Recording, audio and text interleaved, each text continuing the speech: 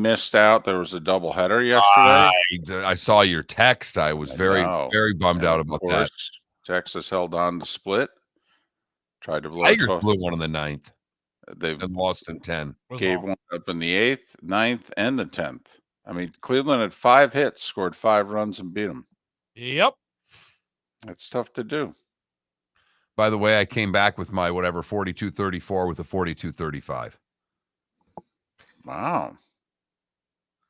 I can put 2 9s together. I'll be dangerous. That was with a triple. 77 the triple. I was talking to Gary. I don't know, it was yesterday or the day before. I said, "How you hitting it?" He said, "Well, I just shot 39 on the front with 4 3-putts."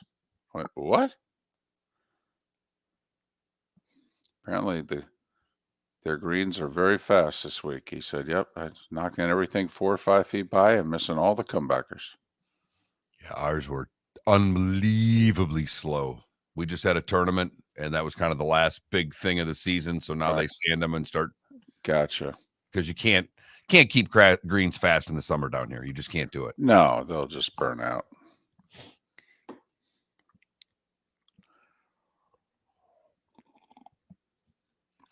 Good morning, Elbar. Good morning, everybody.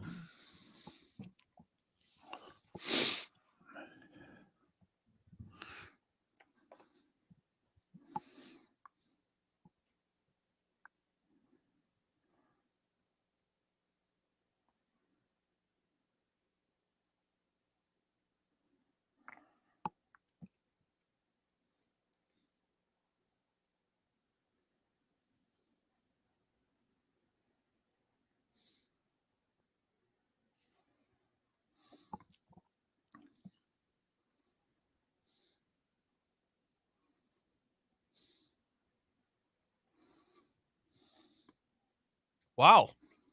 A lot of good mornings. Well, people are fired up.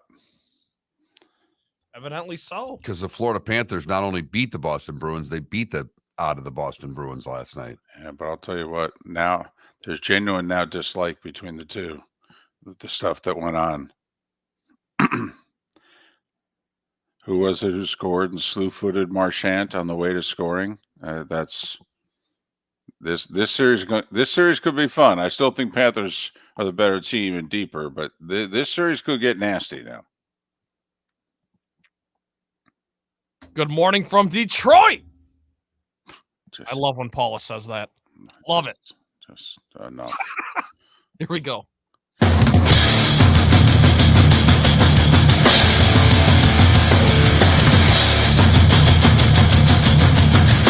You are listening to Miller and Moulton, exclusively on the Florida Sports Network. And now, here's Mark Miller and David Moulton. Top of the morning to you. We got over the hump. Hope it's a good week. If your week is half as good as the playoffs, life is treating you just fine. How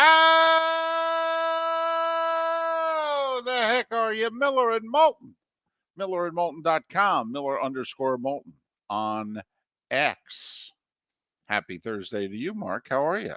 I'm doing great, David. Good morning. Great night of playoff hockey and basketball again. They just continue to deliver night after night, different ways, different styles, but delivering nonetheless.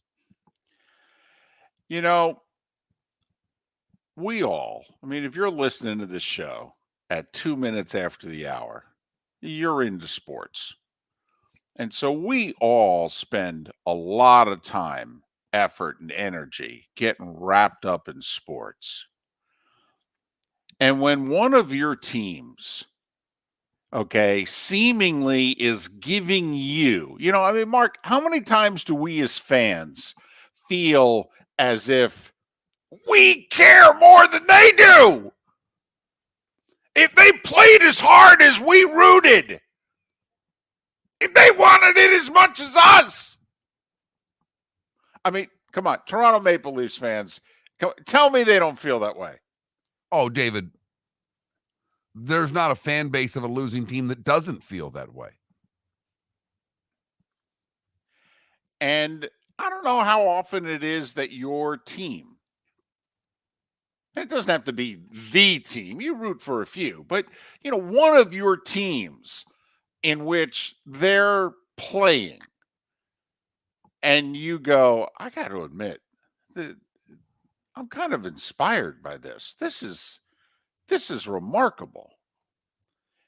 Mark, it's been a long time since the New York Knicks have given their fans what they're giving them right now.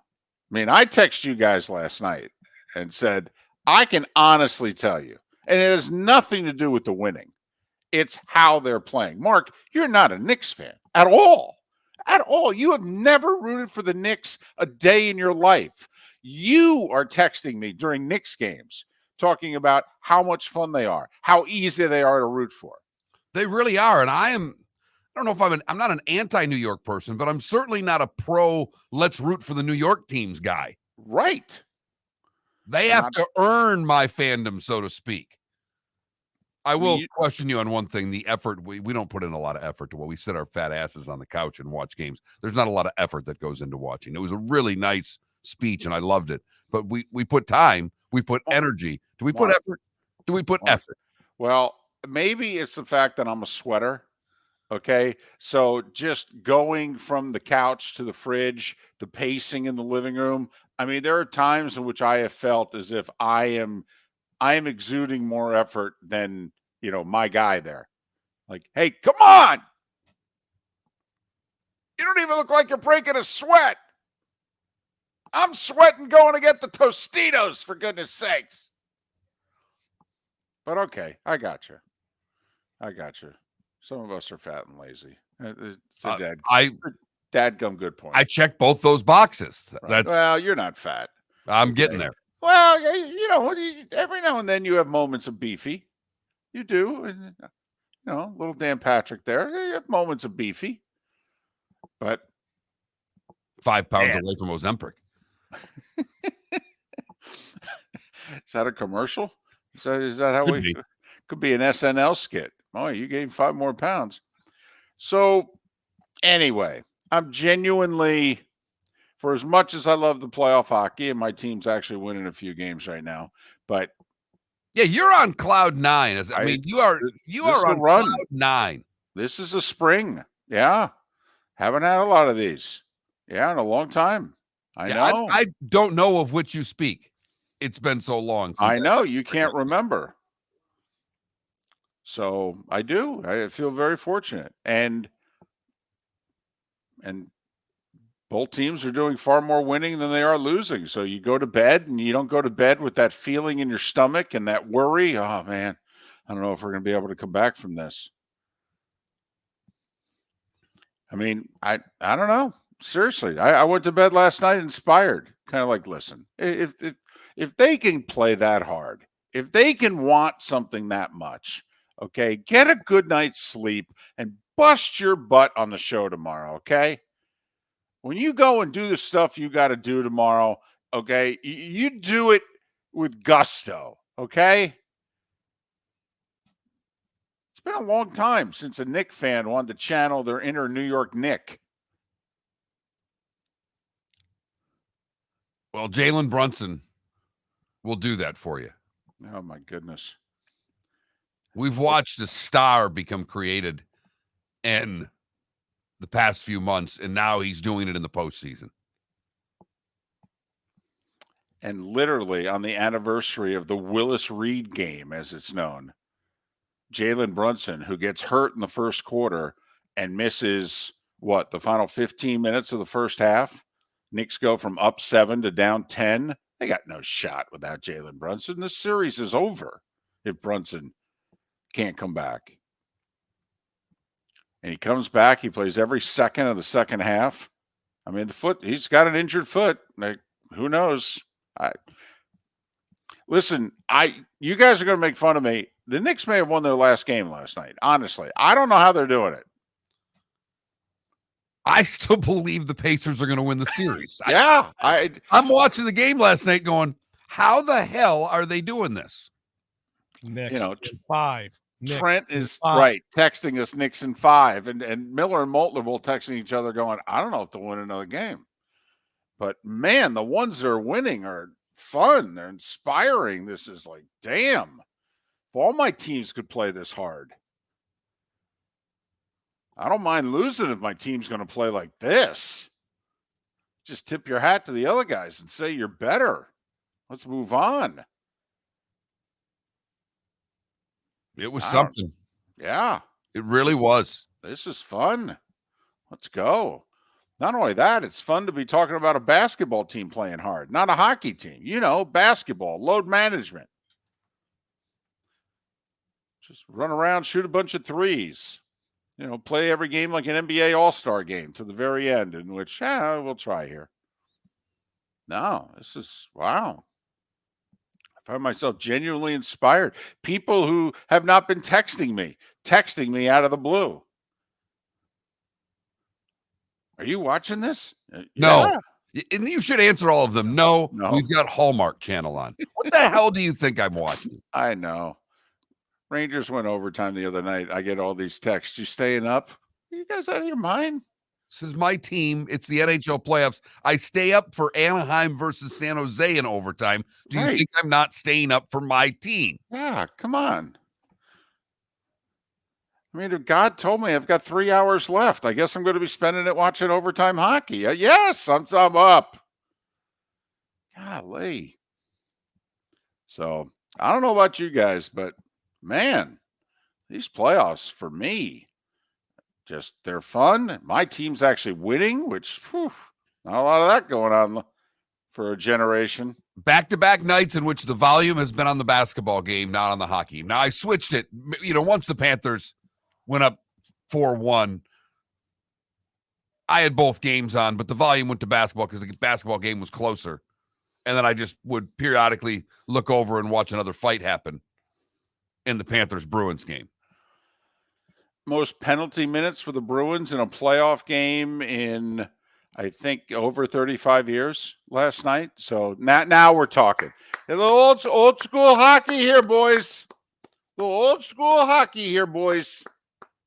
Was it ever? That's what we like. Okay, it's decided on the scoreboard. What do you say we start fighting? Okay, how about you and me? Yeah, let's do that. Was an old coach who was a minor league hero in my hometown. I ended up becoming friends with, who coached in the ECHL, Dennis DiRocco, and he took over a team in the league, and we played him back-to-back nights, and the team I worked for had blown him out the first night, and he benched their best player, and it had everybody up in arms, and he walks in the media room the next day, and again, we knew each other. I've known him my whole life, and now we're almost on the same level, which was kind of cool, and he just looked at me, and he said, I said, you bench so-and-so, huh? I don't know if they've ever heard the phrase, down by 4, start a war. And that's what the Bruins did last night. Yep. Let's go. I love Pasta, who's a skill player, not a fighter, turned into his head coach and going, I want to go. Coach is like, you want to go? Pasta, yeah. Okay, go. And Pasternak admitted afterwards, didn't really know what I was doing out there. Didn't have any balance. Okay. Obviously fell down. Didn't look that good, but no, we're going. We're doing this. And he went after Tkachuk. They both dropped him. Center ice. By the way, got his butt kicked. But that doesn't matter. There's a phrase in hockey. It's not how many fights you win. It's how many you show up for. And Pasternak showed up. Mm-hmm. That says a lot on the bench for Boston. We'll see what they can do. You and I both think Florida has far more talent in the series and should win going away, but that's not how this all works out. Plus, for those of us of a certain age, it was nice to see a game played under the rules of a different era in which, guys negotiate. You want to go? We'll go. And then the next time they jump over the boards, that's it. They immediately drop their gloves and sticks. We're not interested in playing. We're not interested in masking what we're doing here. We're jumping onto the ice to fight. Sometimes this has to be done. Sometimes this is how you have to finish the game.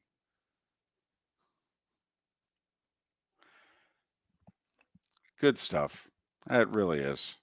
I know many of you're just football fans. You say you're a sports fan, but you love football so much more than all the rest that you really can't get into it. Man, there's a lot to get into right now on the ice and on the hardwood. There really is.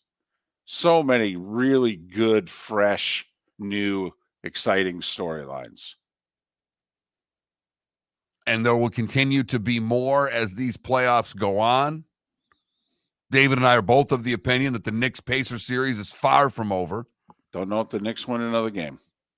Bruins and Panthers locked up at 1. Carolina goes home against your Rangers down 2-0. We'll see what happens there. And Edmonton figures out a way to lose again. Yeah, they're good at that. Once that Gretzky and Messier, once they left, they're not good at figuring out how to win in the spring. It's funny how that works.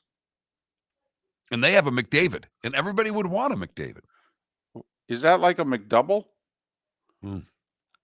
Less calories. Not as good. Located on the East Trail, locally owned Naples Tiki Bar and Grill is an outdoor eatery next to the Hitching Post Shopping Center. Island-inspired food with a true tiki theme. The best place in Naples to enjoy the beautiful weather in Southwest Florida. The Naples Tiki Bar and Grill offers a great menu for dine-in or takeout. Enjoy our famous pulled pork, huge burgers, and tiki bar cocktails. Don't miss happy hour every day from 3 to 6 and live music 7 days a week. See you soon at the Naples Tiki Bar and Grill, 11498 Tamiami Trail East. Mark Miller for Molly Maid. Why Molly Maid, you ask? Trust. Moulton was a customer for 15 years. Affordability. Didn't I just say Moulton was a customer for 15 years? Worry-free services. Our professional house cleaners are fully insured and a 24-hour warranty. Call Molly Maids today at 239-774-5839. That's 239-774-5839 or online at mollymaid.com/FTMYERS. That's mollymaid.com/FTMYERS. The law firm of Michael F. Hornung specializes in criminal defense, DUI, personal injury, nursing home claims, and auto accidents. I'm a former prosecutor with over 34 years of experience. The information I know is information you need to know. If you've been arrested for a DUI, time is of the essence to maintain your driving privileges. Call the law firm of Michael F. Hornung for a free consultation. At the law firm of Michael F. Hornung, we are committed to excellence in your representation. Being a local attorney with local knowledge is clutch to the success of your case. For over 30 years, we have successfully represented the citizens of Southwest Florida. For a free consultation, call 239-437-0095. That's 239-437-0095. Our offices are conveniently located in Fort Myers. Visit online at mfh-law.com. You are listening to Miller and Moulton on the Florida Sports Network.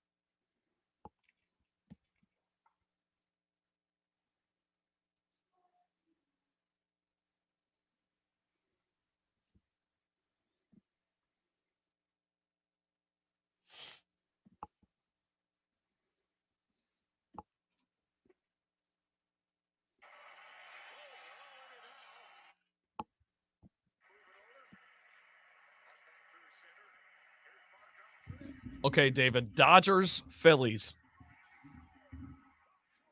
Yeah. A player who played for both. Oh, my God. Can't think of anything. Am I missing one?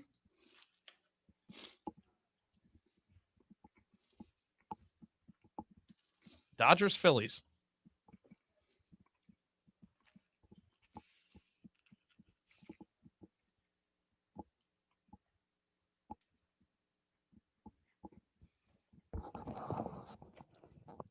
Chase Utley.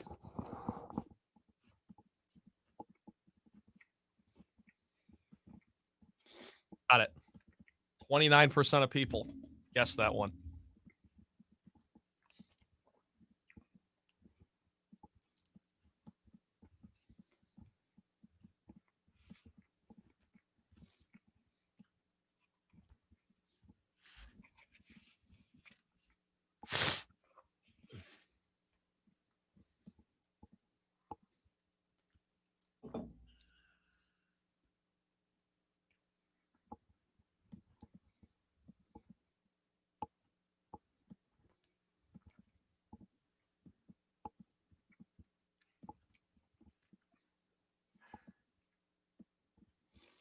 I'm curious, by the way, because I'm pretty sure he played with the Dodgers.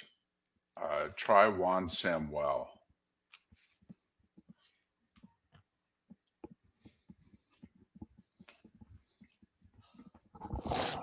Samuel. Juan Samuel.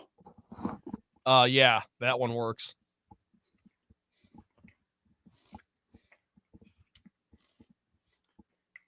Six years with the Phillies, 3 years with the Dodgers.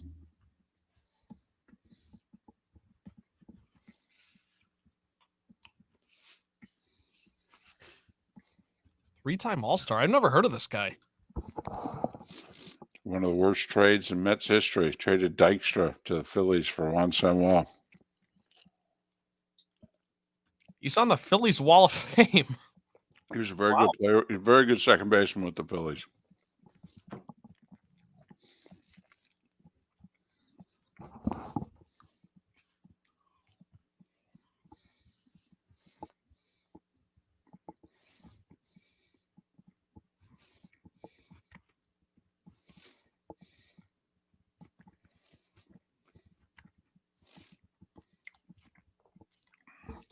Did Lopes play with the Phillies, John?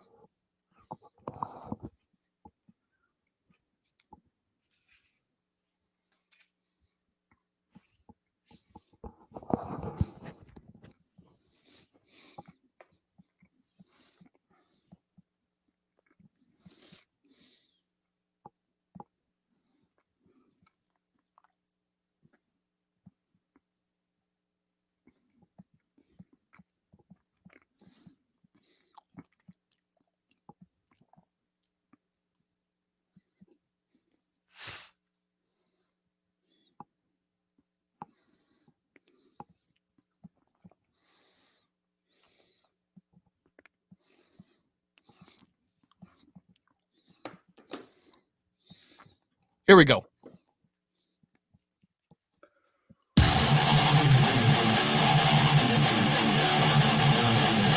You're listening to Miller and Moulton, exclusively on the Florida Sports Network.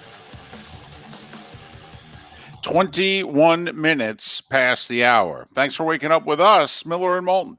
MillerandMoulton.com, Miller_Moulton on X. John Forslund to talk a little hockey in our 8 o'clock Eastern hour. And then a big day in Jacksonville yesterday. Looks as if the city and the NFL team are reaching a deal on a stadium so you can put to bed all the Jags moving to London rumors and what have you. And other things going on in Jacksonville yesterday. We'll talk about that a little bit later on in the show.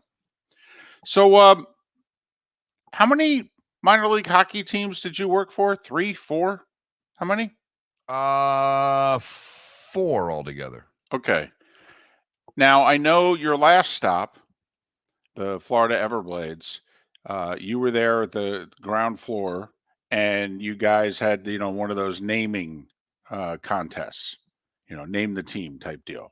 Yeah, we had to name down here. My last one, we had to name the mascot. The team was already done.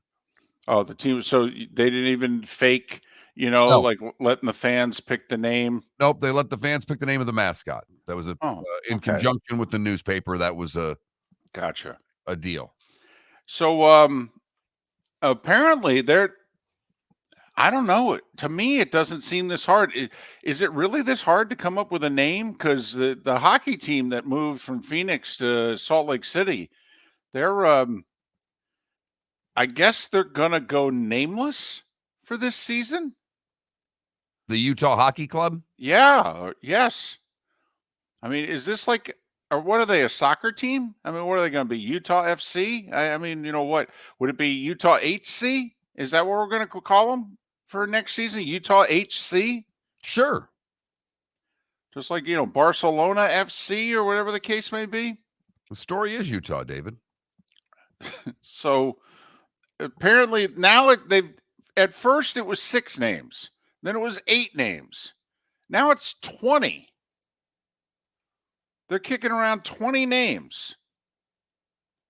And they say they're letting people vote on it. All I know is they keep putting more candidates on the ballot, so to speak. But apparently they're going to take some real time. Also, they have no idea what the colors are going to be. These could be the plainest uniforms that we've ever seen in pro sports next year, I guess. I mean, what are they going to do? White home jerseys with what? Dark letter Utah on the front? And on the road, we do the opposite? I mean, never mind. You're the hockey play-by-play guy. Okay? I mean, it would suck to not have every day Utah with the puck, dump it in the corner, Utah making a change. I mean, can you imagine the drinking game? You can't listen to a Utah hockey club game on the radio. You wouldn't make it to the second intermission. The hockey club breaks out of their own zone. Seriously. And you got to do 80 of these suckers. I mean, I don't know if we get into this with John Forslund in an hour and a half, but I mean, how much would it suck if the team you're broadcasting for essentially doesn't have a name? Yeah, but if they pick the wrong name, I mean, are you yet comfortable with the Cleveland Guardians? Oh, no. Or No. the Washington Commanders? Well, listen, we thought, in fairness to those who weren't with us at the time, Miller and Moulton thought that they should switch those names. We actually thought that they got them, if they switched, they'd be better. We thought Cleveland Commanders, Washington Guardians would be better. It does sound better. I mean, if you just listen to it, it sounds better. Also the alliteration with Cleveland, Cleveland Commanders, Washington Guardians. I don't know. So we just thought if they switched, since neither fan base likes their name, I say for a year they try it for switching. But apparently they're both going to stick with it. And Quick Utah's sidebar. going to be the hockey club for next year. I know. They've got 20 names apparently. And they don't know what colors they're going to be either. I just think so do we buy merchandise next year? Does it become a collector's item? I don't think merchandise ever becomes much of a collector's item, but I can tell you that if they're hockey club, I'm getting something. I'm getting something Utah HC.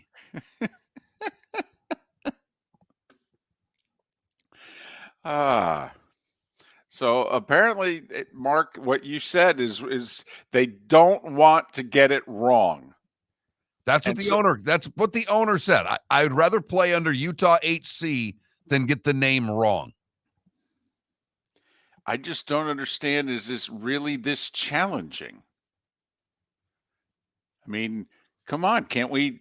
I mean, how long does the meeting have to be? Doesn't everybody eventually hear a name and go, that's it?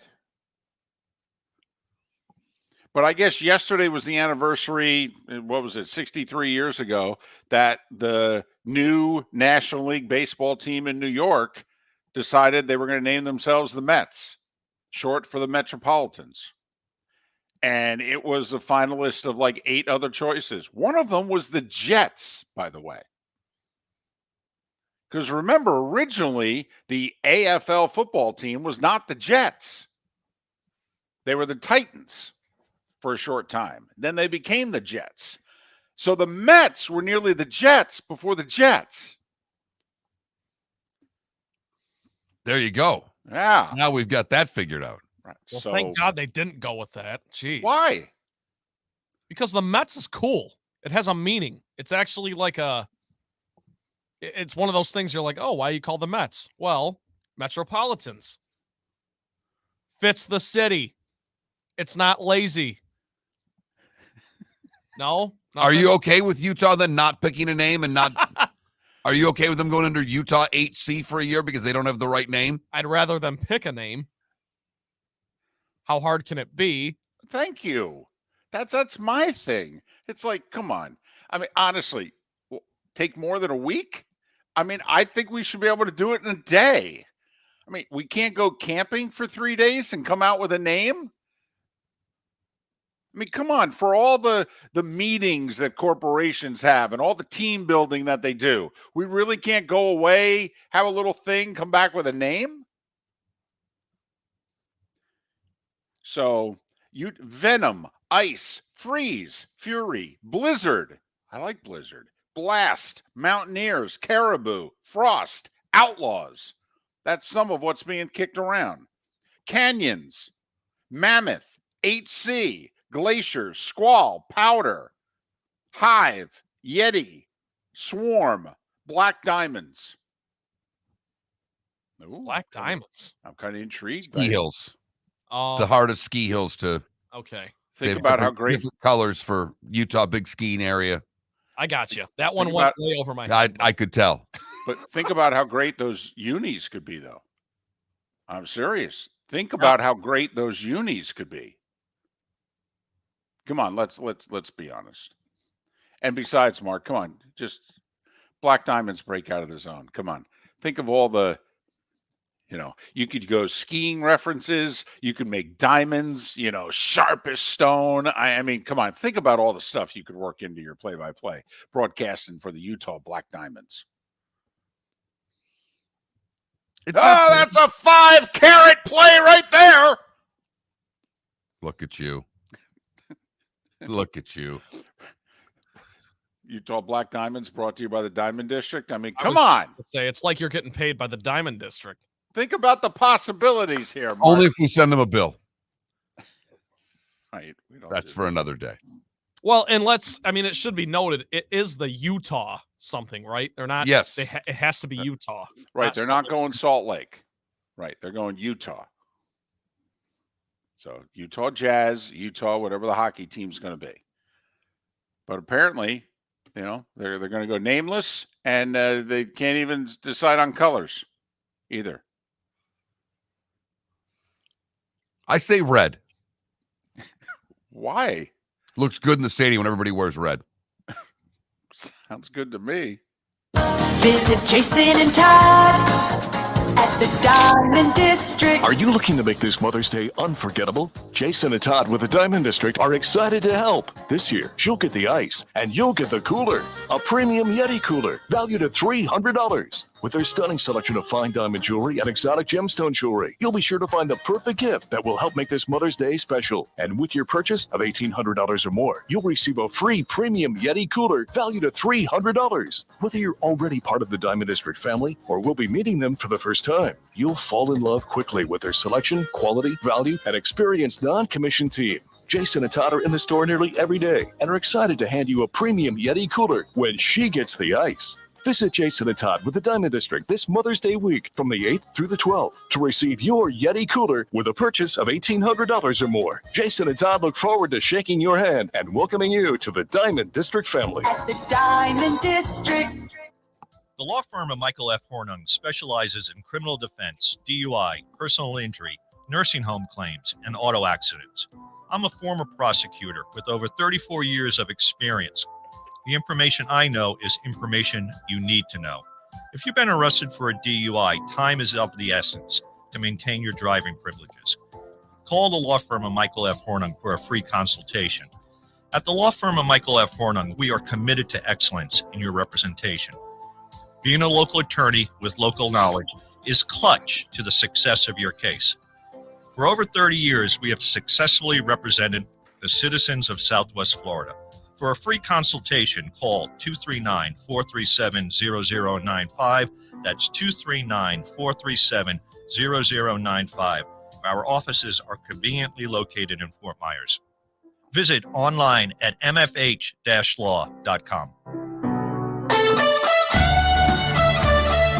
You are listening to Miller and Moulton on the Florida Sports Network.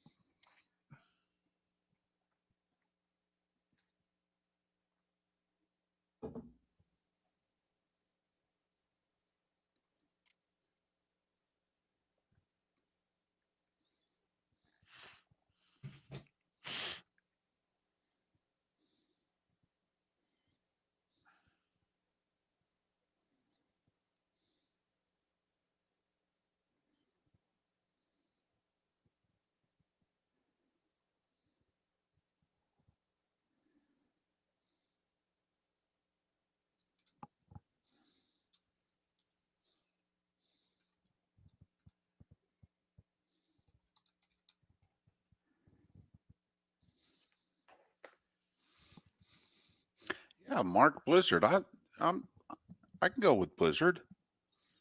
Sounds so minor league. It does, though. I grant you that. It does. No, it does. It does. Fury, there was a number of minor league teams named the Fury, so I can't get minor league out of my head when it comes to Fury as well. People seem to like the idea of the Yeti. Yes. Which I guess is some big animal in Asia. It's the Yeti's kind of like the abominable snowman. You've never heard of that? It's like a big furry giant monster. It's a winter Bigfoot. Yeah. It's a white Bigfoot. Yes, winter Bigfoot. Best way to put it.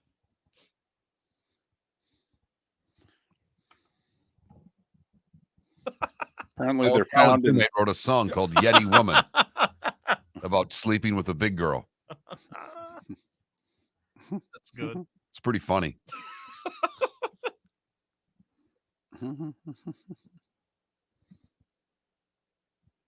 Yeti Woman. Jet City Woman.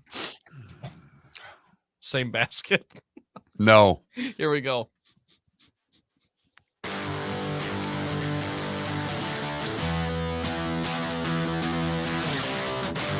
You're listening to Miller and Moulton, only on the Florida Sports Network.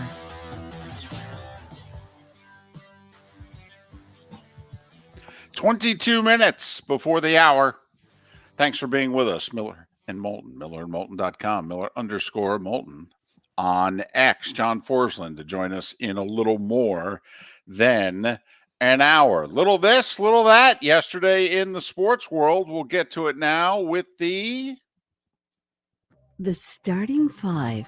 5 stories you need to know. It's the starting 5 on Miller and Moulton.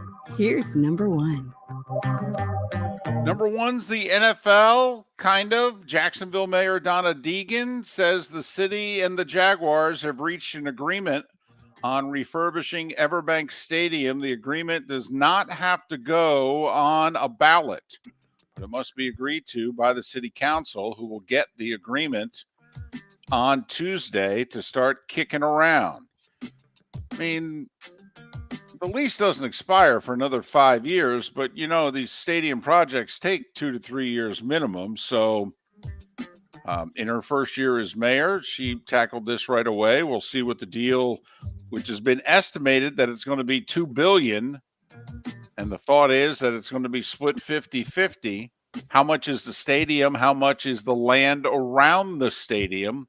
And who's paying for what? Is Khan paying for the around the stadium stuff, and the city of Jacksonville is responsible for the stadium? Anyway, the devil's in the details. Very few were given yesterday. We'll know more come Tuesday. Also, Jacksonville, there was a presser yesterday. The ASUN, the Atlantic Sun Conference, announced that they're going to move their headquarters from the greater Atlanta area to Jacksonville. Mark, this surprised me. It makes the ASUN the only Division I conference headquartered in Florida. For whatever reason, that surprised me. But then when I think about it, it's not a central location for a lot of conferences. But, everybody's seemingly moving to Florida. I just figured a conference had moved here before yesterday. That's all. So ASUN's got 4 of their schools in the state of Florida: JU, North Florida, Stetson, and FGCU. We will actually talk with the commissioner of the conference at 9 o'clock Eastern, Jeff Bacon. NBA. Jokic wins his 3rd MVP in the last 4 years. Shai Gilgeous-Alexander finished 2nd. This Luka Doncic guy finished 3rd. Let me tell you, that's some tough voting. You averaged 33, 9, and 9 for a season. You finished 3rd in the MVP. Really? 33, 9, and 9? This award was done so long ago. It was just a con that they carried it out to the end of the season. No, you're right. People had basically decided by the All-Star break that Jokic was winning the MVP. Yep. And then you had to see how many people were actually eligible to be voted on, because you have to play in the whole 65 or more games to be eligible to be voted on. Quick sidebar. Do you think the MVPs should be a regular season award? Because it is in all the major sports. I mean, it is. Like in hockey, which you and I love, they have a separate playoff MVP, the Conn Smythe. That's the best player in the playoffs. But the Hart Trophy, in which the league announced their 3 finalists yesterday, that's a regular season award.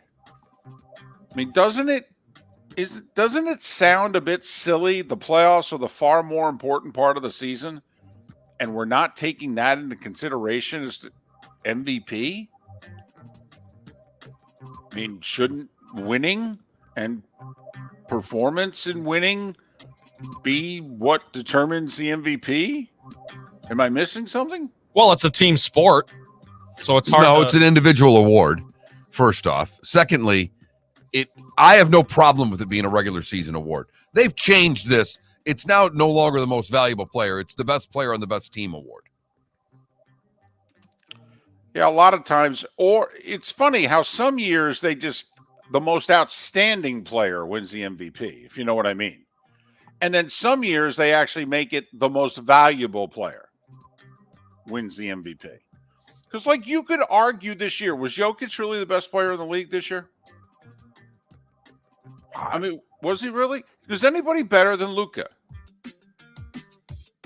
mean, could you genuinely say 33-9-9?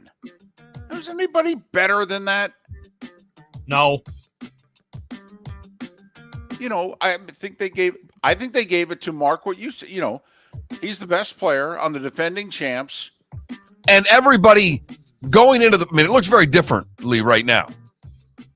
But everybody going into the playoffs assumed that who was going to be back in the finals? Denver. Now, it is looking like that may not happen. But because they were the best team, he's the best player on the best team, therefore MVP. So, I don't know. It's possible poll question. It's damn near ready to send possible poll question. Oh, wow. It's typed up and ready to go. How about that? Okay. Yesterday was the 54th anniversary of the Willis Reed game when he came out of the tunnel at Madison Square Garden in Game 7 of the finals.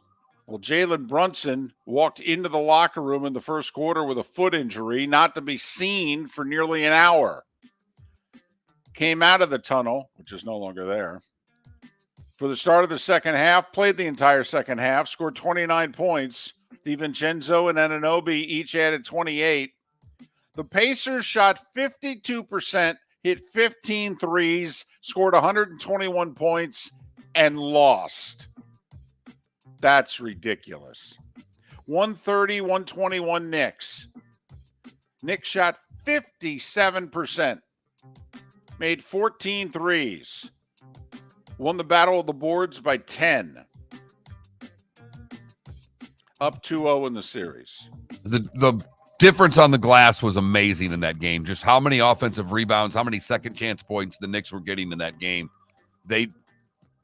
How many big offensive rebounds, if anybody's been watching the playoffs, has Isaiah Hartenstein gotten so far? He just crushed the Sixers down the stretch in the series, seemingly grabbing every missed shot, giving the Knicks another chance to score, and he just crashed the offensive glass last night also. He is the most annoying shot in the history of basketball. More annoying than Bill Cartwright's shot?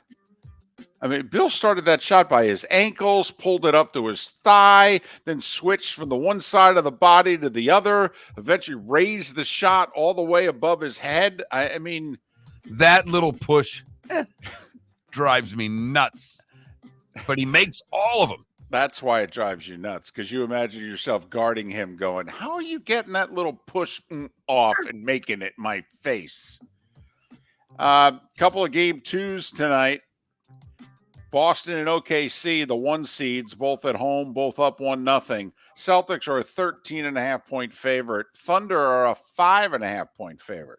Vegas adding a couple points to both of their game one. Remember, Boston was 11.5 game one. Oklahoma City was 3.5. So Vegas threw a couple more points their way. NHL, Panthers scored 6 unanswered goals, 3 in the second, 3 in the third. Barkov had 2 of them. 6-1 Florida over Boston. Series tied at 1. 2 teams spent the last 10 minutes of the game fighting. Very entertaining. Meanwhile, Edmonton blew a 4-1 late second period lead, 4-2 third period lead. Lost 5-4. Canucks scored the tying and winning goals 39 seconds apart late third. Canucks up 1-0 in that series. 2 playoff games tonight. Rangers up 2-0. Now they got to go to Carolina. Colorado up 1-0. They'll play game 2 in Dallas. ESPN for the hoop. TNT for the hockey tonight for those that are interested. Baseball. White Sox snapped the Rays' 5-game winning streak 4-1. Marlins cap off a 1-5 road trip, losing to the Dodgers 3-1. Miami's 10-29 on the season. Back to that pace where they're going to win about 43, 44 games. Phillies saw their 7-game winning streak snapped by Toronto 5-3. Chris Sale shut out his former team, the Red Sox, for 6 innings. Marcell Ozuna hit 2 homers. Braves 5-0 over Boston. Mark, last night was the game that you envisioned when the Yankees got Soto. And you said, I have no idea if they're going to be a good team in October. But, man, are they going to be fun to watch, and they're going to win a lot of games up until October. Because Soto, Judge, and Stanton all homered yesterday for the Yankees in a 9-4 win over the Astros. If you get a chance, take a look at Stanton's homer. That's still orbiting Earth, by the way. Man, did he hit that one. Baltimore, Kimbrel, another save. They might be the best team in baseball, and their closer sucks right now. 24-12, he's blown like 5 saves. Gave up 2 in the 9th. Then Orioles' pen gave up 2 in the 11th, but they won it 7-6 in 12. Minnesota doubled up Seattle 6-3. What were we doing last night? Watching playoff hockey and basketball. There was a double header yesterday. We missed it. We didn't bet it. Our system worked again. Team that wins the first game of the doubleheader, you bet against in the second game because doubleheaders almost always end up in splits. Oakland won game 1 9-4. Texas won the nightcap 12-11. All right, doubleheader on a Wednesday in Oakland. Want to play guess the attendance? Do we have separate attendance for each game? No, they wrapped it all into one. This was a whole thing. Wrapped it all into one. So if you want, you can combine the two. Remember, we did under 3 and under 4 for the first 2 games. I'll put the over at 6,600. I'm going to go over. You're right. 82-30. A robust crowd in Oakland. Yeah. Still got outdrawn by about 20 minor league baseball teams yesterday. Giants with 6 in the second, beat Colorado 8-6. Hey, the Pirates are calling up Paul Skeens, the number 1 pitching prospect in all of baseball. Olivia Dunn's boyfriend. That's how most people know him. I mean, let's get to how you know who he is. Olivia Dunn's boyfriend's getting called up. He's going to pitch Saturday. By the way, that mustache he has is horrendous. I mean, horrendously fantastic. Oh, my goodness. Ron Jeremy looks at that mustache and goes, dude, you got to shave that or do something with that. No. Oh, man, it's awful. Now he's just got to be able to pitch. Can't wear that mustache unless you can really. Well, you got that right. You got that right. If you're going to look like you're the bad guy on a 70s detective show, you better be able to pitch. Cleveland with 1 in the 8th, 1 in the 9th, 1 in the 10th, beat the Tigers 5-4. Bobby Witt with a homer for Bobby Witt Jr. for the Royals, 6-4 over Milwaukee. Our Reds have lost 7 in a row. Yeah, they're stinking up the joint. Arizona beat them 4-3. And Dylan Cease and 2 relievers held the Cubs to 1 hit. San Diego beat them 3-0. And finally, man, the PGA Tour really is fascinating. And I know many people think it's boring, but the drama, I mean, this really is reality television. I mean, there's a whole Housewives. They got nothing on the PGA Tour right now. So Webb Simpson replaced Rory on the PGA Tour policy board. Webb apparently is like, yeah, I hate this. This sucks. I don't want anything to do with this. So Webb said to Rory, you want your position back? And Rory said, yeah, I'll do it. Patrick Cantlay, Jordan Spieth, and Tiger Woods went, whoa, what? No. We don't want Rory back. And the Tiger one is surprising because aren't they in business together with the whole stadium golf thing, the fake golf thing they're going to do in prime time next year? Going to be smashing success. Right. So apparently they said no. And apparently the difference is because Rory wants the PGA Tour to be a little more of a world tour. And the PGA Tour players, the Americans, are like, no, we don't want to leave the country. No interest in the DP World Tour, the LIV. We have no interest in taking our act to Australia and what have you. Don't care. Not interested. So Rory yesterday was like, they don't want me. So I'm not coming back. And Bob Herrick had a 5-question Q&A with Rory at the presser. And Rory just kind of smiled and said, yeah, they don't want me. All right. So, of course, that got all the LIV rumors again. Oh, maybe he'll take the money now. But think about it. Rory, the face of the tour for a year to year and a half. Okay. He took all those slings and arrows. He talked all that trash. And now his own tour is saying, we're done with you. You're dead to us. And at 7 minutes before the hour, that was the starting five every weekday morning at this time on Miller and Moulton.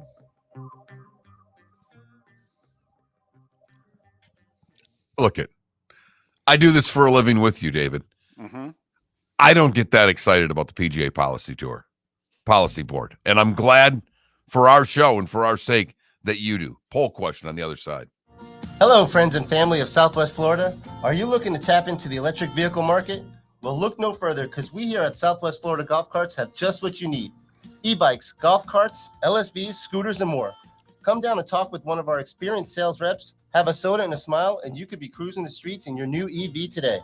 Stop by the store or visit our website at flgolfcarts.com and enter for a chance to win $100 off your next purchase by answering John's monthly sports question. The law firm of Michael F. Hornung specializes in criminal defense, DUI, personal injury, nursing home claims, and auto accidents. I'm a former prosecutor with over 34 years of experience. The information I know is information you need to know. If you've been arrested for a DUI, time is of the essence to maintain your driving privileges. Call the law firm of Michael F. Hornung for a free consultation. At the law firm of Michael F. Hornung, we are committed to excellence in your representation. Being a local attorney with local knowledge is clutch to the success of your case. For over 30 years, we have successfully represented the citizens of Southwest Florida. For a free consultation, call 239-437-0095. That's 239-437-0095. Our offices are conveniently located in Fort Myers. Visit online at mfh-law.com.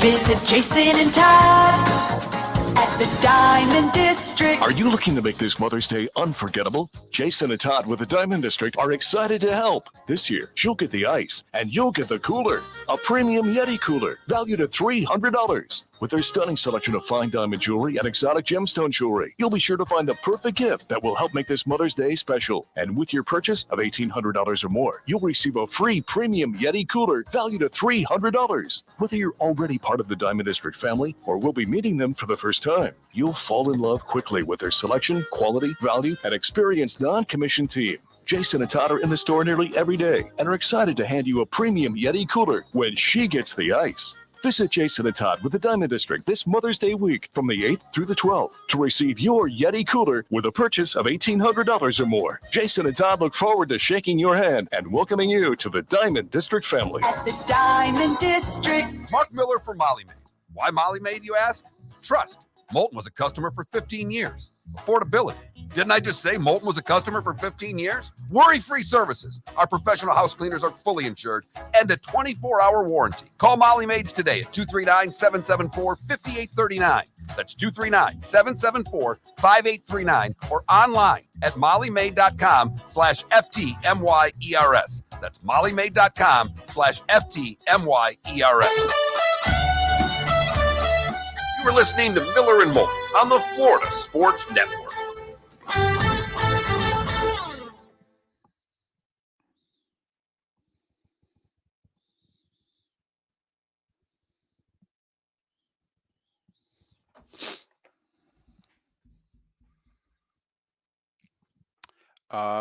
Okay. That's trivia.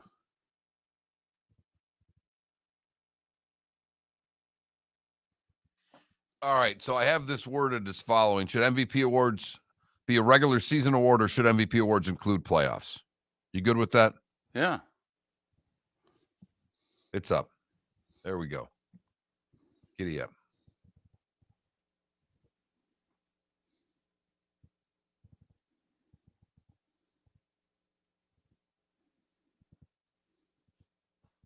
I mean, don't we have a playoff MVP in every sport too? Yeah. Yeah.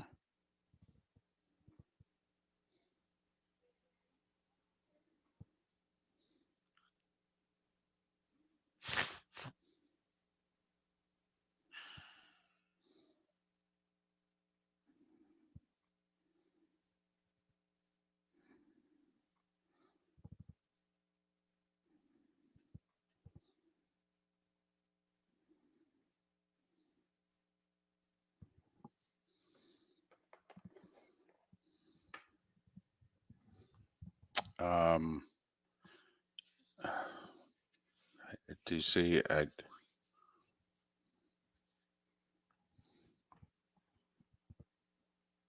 By the way, DC, is Frank the Tank the Mets fan you're referring to?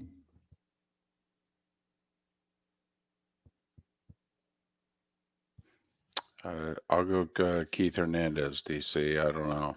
Thinking third inning, lineup rolls over. I don't know. Packman, Hernandez, Carter. I would guess one of those.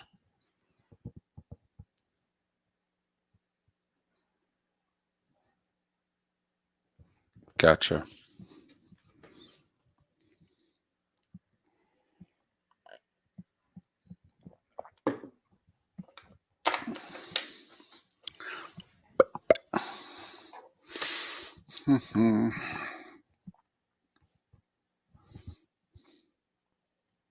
Prince Fielder's 40.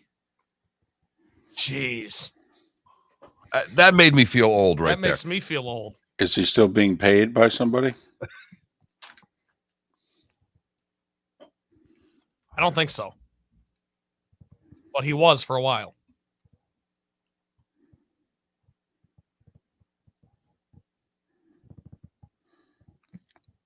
Boy, no one quite golfed him out of the Fielder like Prince Fielder. Fielder got $24 million in 2020. That was his last year he was getting paid. Okay, that makes sense. Because I kind of recall there was like a post on Instagram, a satirical Prince Fielder's finally done being paid.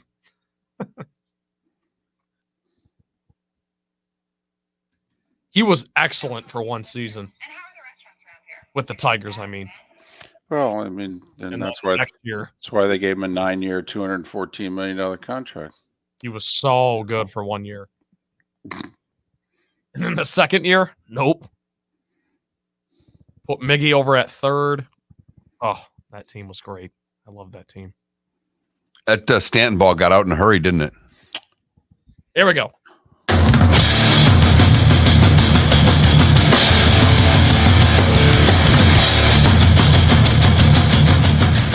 You are listening to Miller and Moulton, exclusively on the Florida Sports Network. And now, here's Mark Miller and David Moulton. Second hour of Miller and Moulton on this Thursday. MillerandMoulton.com, Miller_Moulton on X. We've settled on a poll question pretty early in the show. That's good for us. So Jokic wins his third MVP in the last 4 years. Just got us thinking about MVP awards. They're only regular season awards in football, basketball, baseball, hockey. Should that be the case?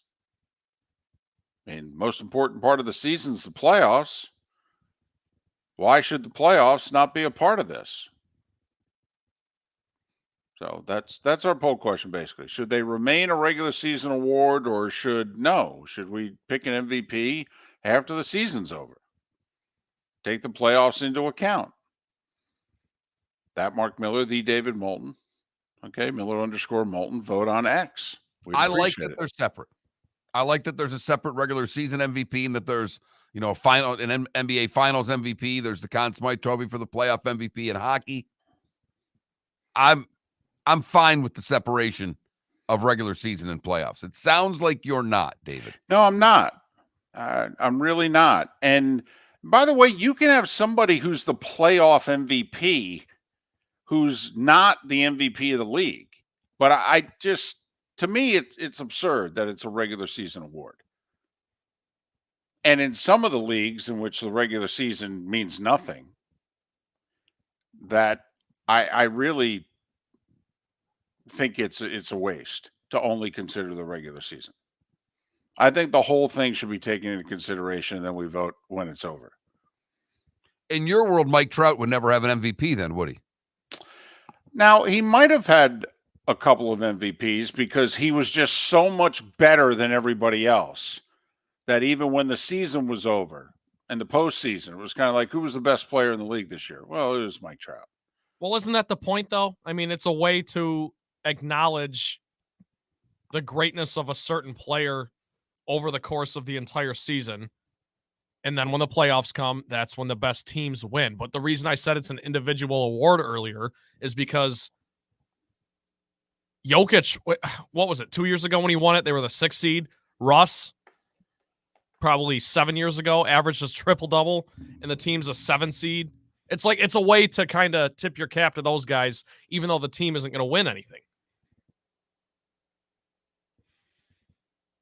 Would Embiid have got it last year?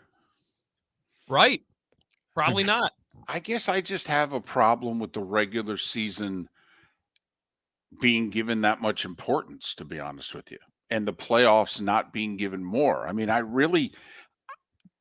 guess I have a thing where I just don't believe sports is enough about winning anymore. I really don't. We're too much fantasy, too much just getting my numbers.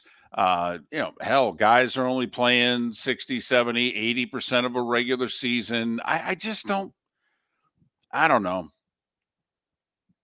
Well, isn't that where the NBA is doing this thing where you got to play a certain amount of games to win an award? Yeah, I know. 80%. Wow. The threshold's 80%. I mean, to me, the fact they even had to put that down on paper is a joke. I don't know how you can win the MVP and play less than 80% of the games. I mean, seriously, you play 60 out of 82? How could you be the MVP of the league? Hell, the team can get by without you for a quarter of the season. How important are you? I mean, even Rudy Gobert joked after the T-Wolves dismantled the Nuggets the other day without him. He said, got to admit, I missed my guys, but I had mixed emotions. They're playing so damn well without me. He laughed. He's like, wow, I really got to bring it because apparently they can do this without me. That's the defensive player of the year. Right. Sorry, Right. Since we got awards going, I thought it would be fair to say that arguably the best defensive performance by the T-Wolves this season was with the defensive player of the year, not with them. Maybe they should take the award away. Well, give it to Wemby. I do think they need to evaluate, not for a league that de-emphasizes the big guy. Why do they keep giving the defensive player of the year to a big guy? Shouldn't it be the shutdown wing defender? Yes. Imagine, especially now, for as great as we think Jordan was during his time, would he be even greater now because he was an absolute shutdown defender on the wing? Shut down defender on the wing. I have so many gripes with specifically the Defensive Player of the Year award. I think it was 2013. David, you'd remember this. LeBron finished All-NBA first team. Marc Gasol was second team, but Marc Gasol won Defensive Player of the Year. They give it to big How does guys. that work? They Right. give it to rim protectors, even though I don't know if Marc Gasol ever got off the ground high enough to protect the rim. When you jump like slip a credit card between he and the floor when he jumped. When you jump like Mickelson winning the Masters, I don't know if you can win Defensive Player of the Year. But, and Gator Dad in our Twitch chat room says I'm beginning to sound like Pat Riley. Maybe I am. Who, man, did Riley channel his Clint Eastwood earlier in the week? He really did. Beginning? Yeah, sorry.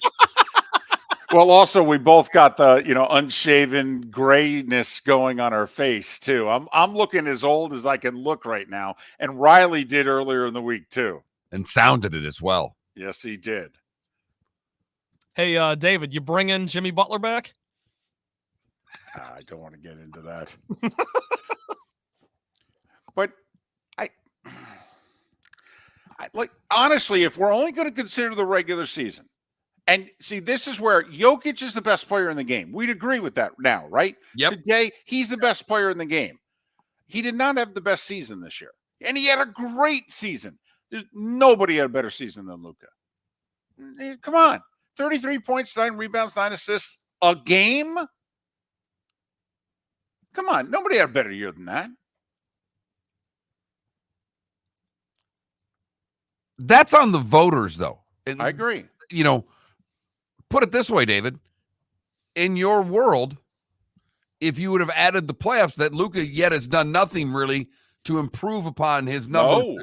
No, he's had a bad postseason. He's hurt. Jokic has had a solid, okay, postseason. I mean, he was great against the Lakers because Anthony Davis can't guard him. Funny, T-Wolves have found a way to limit his effectiveness. And I'm not saying this because it happened, but if we took the playoffs into account, wouldn't Jalen Brunson win the MVP? He finished 5th in the regular season MVP voting.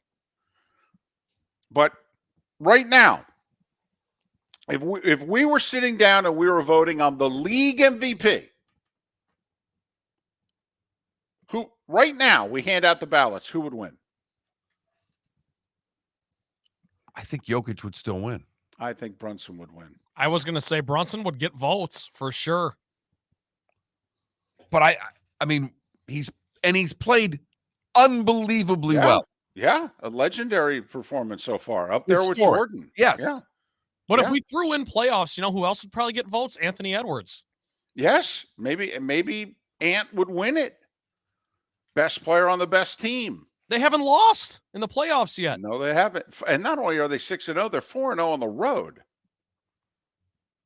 against guys like Kevin Durant and Nikola Jokic. Right. Unbelievable. But that's just, I don't know. That's, for whatever reason, it doesn't. And it's not just basketball. It's the other sports as well. I mean, you know, all those years that Peyton was winning MVPs, all those years that Aaron Rodgers is winning MVPs. Yeah, that's great. I mean, it happened more with Rodgers and Peyton, but early in Peyton's career, you know, he wasn't necessarily getting it done in January. Well, it's the most important games. How the hell can you be MVP of the league then? Well, can't you also then, by that logic, just argue that it's all formalities? It's just awards. No, but you at least have to play well. Your team doesn't have to win for you to win the MVP. But if we made it the playoffs, your team would have to win. That's where I'm on the other side of this with you. Okay. And I am too, actually, because it's just like it. But the Knicks are not going to win the title. They're not. We don't even know if they'll get out of the second round series. But if they do, they got nothing for the Celtics. Come on. They'll be lucky to win a game against Boston with as banged up as they are. But when the playoffs are done, you take the regular season and the playoffs into account, it'll be tough to make a case that somebody's better than Brunson.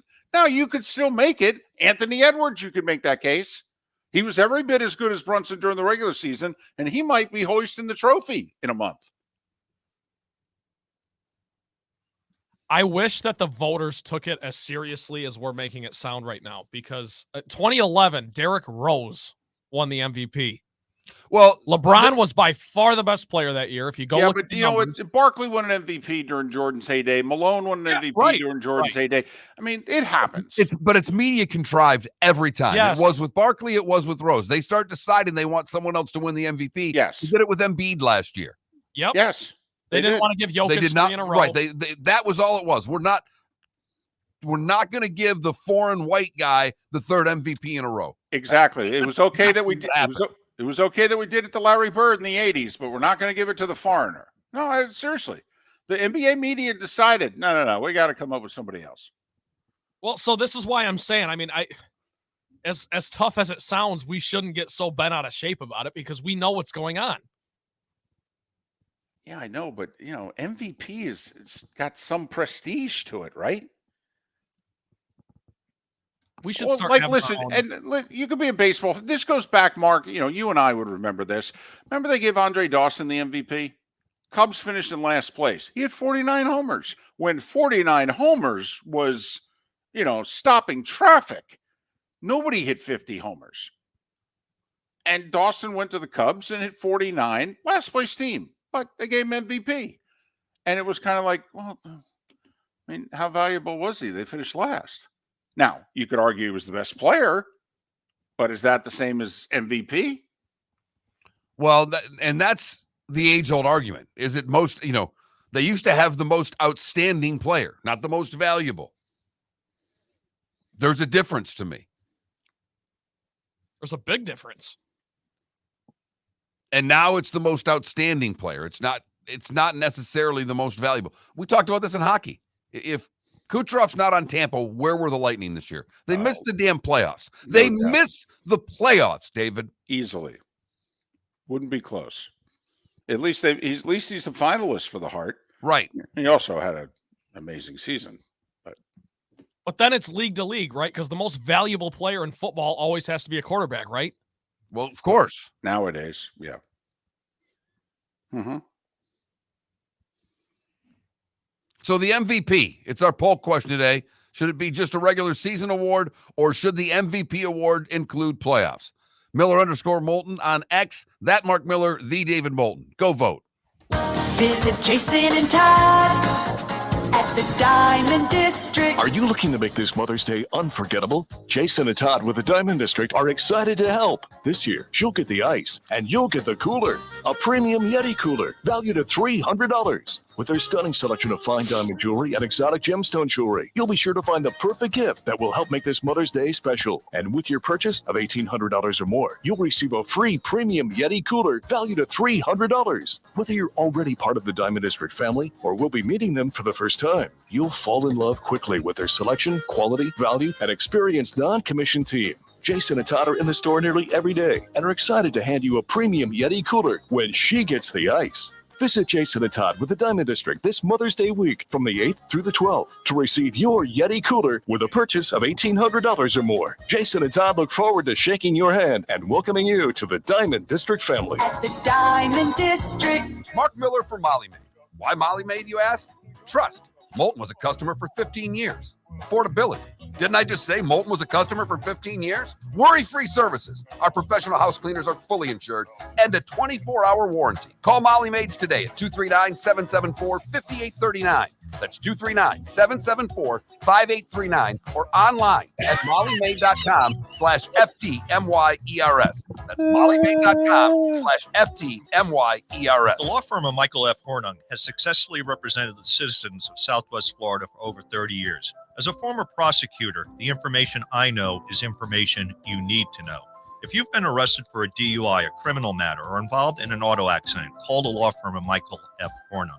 I'm a local attorney with local knowledge to assist you through the process. For a free consultation, call 239-437-0095. That's 239-437-0095. Offices in Fort Myers.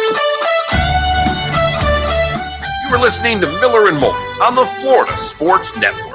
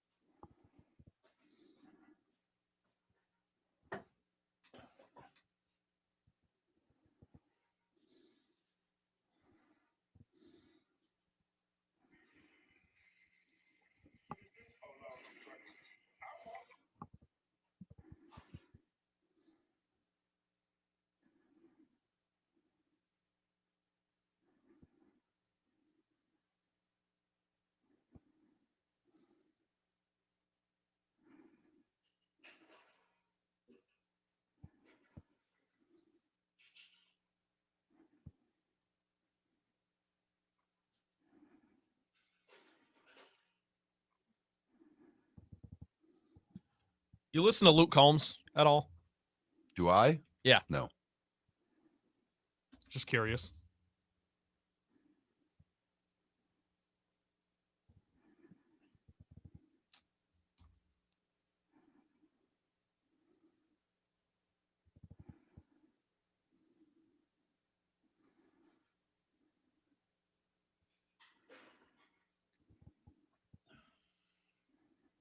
Kilo's dad, I get it. You're a big baseball fan. Baseball doesn't.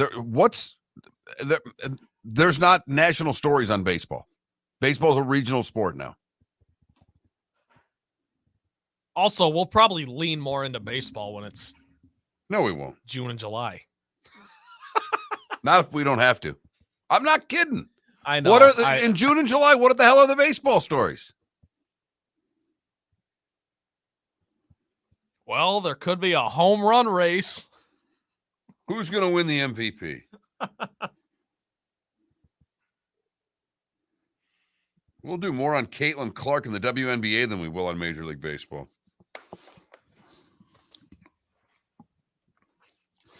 A sentence I never thought I'd hear before. It's certainly not out of my mouth. Right. Bounce We pass also to have Becky over there. Olympics, baby. Olympics. Summer Olympics. I'm telling you, when our old Get it producer and I, David, would start going on women's basketball, and we would just go bounce pass to Becky. Missed layup. And it would go on for 10, 15 minutes. And he would just become enraged with the two of us. Well, and wasn't there a coach involved at one point where you guys said that and something happened? Well, Semesco FGCU women's coach, used to come EB, on. we do the show as a national show because everybody that listens to our show, particularly in our main market of Southwest Florida, is not from here. We do our show a lot more like a national show. A lot more. Also, now that we're not on in Tampa, we've not done as much Tampa as we used to.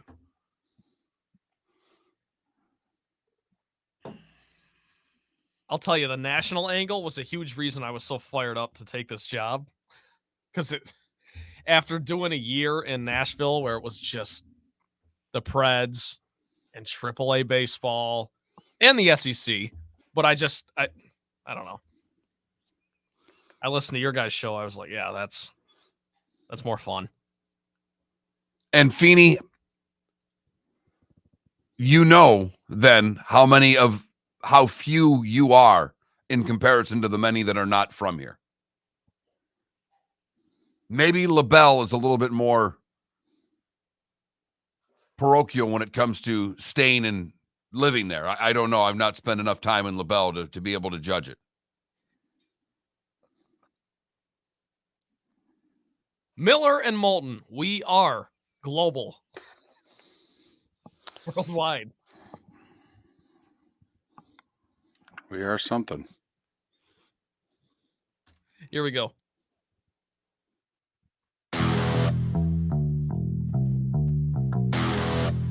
You're listening to Miller and Moulton, only on the Florida Sports Network. And now, here's Mark Miller and David Moulton. 21 minutes past the hour. John Forslund to join us coming up in 40 minutes to talk a little NHL playoffs. He's back in action tonight. He's got game 2, Avs and Stars. And then he's going to be with that series for a while as TNT's got a lot of hockey coming up on it. Our poll question today, should MVP awards be a regular season thing or should MVP awards also include the playoffs? Right now, 7 out of 10 of you say it should just be a regular season thing. Vote at that Mark Miller, the David Moulton, Miller_Moulton on X.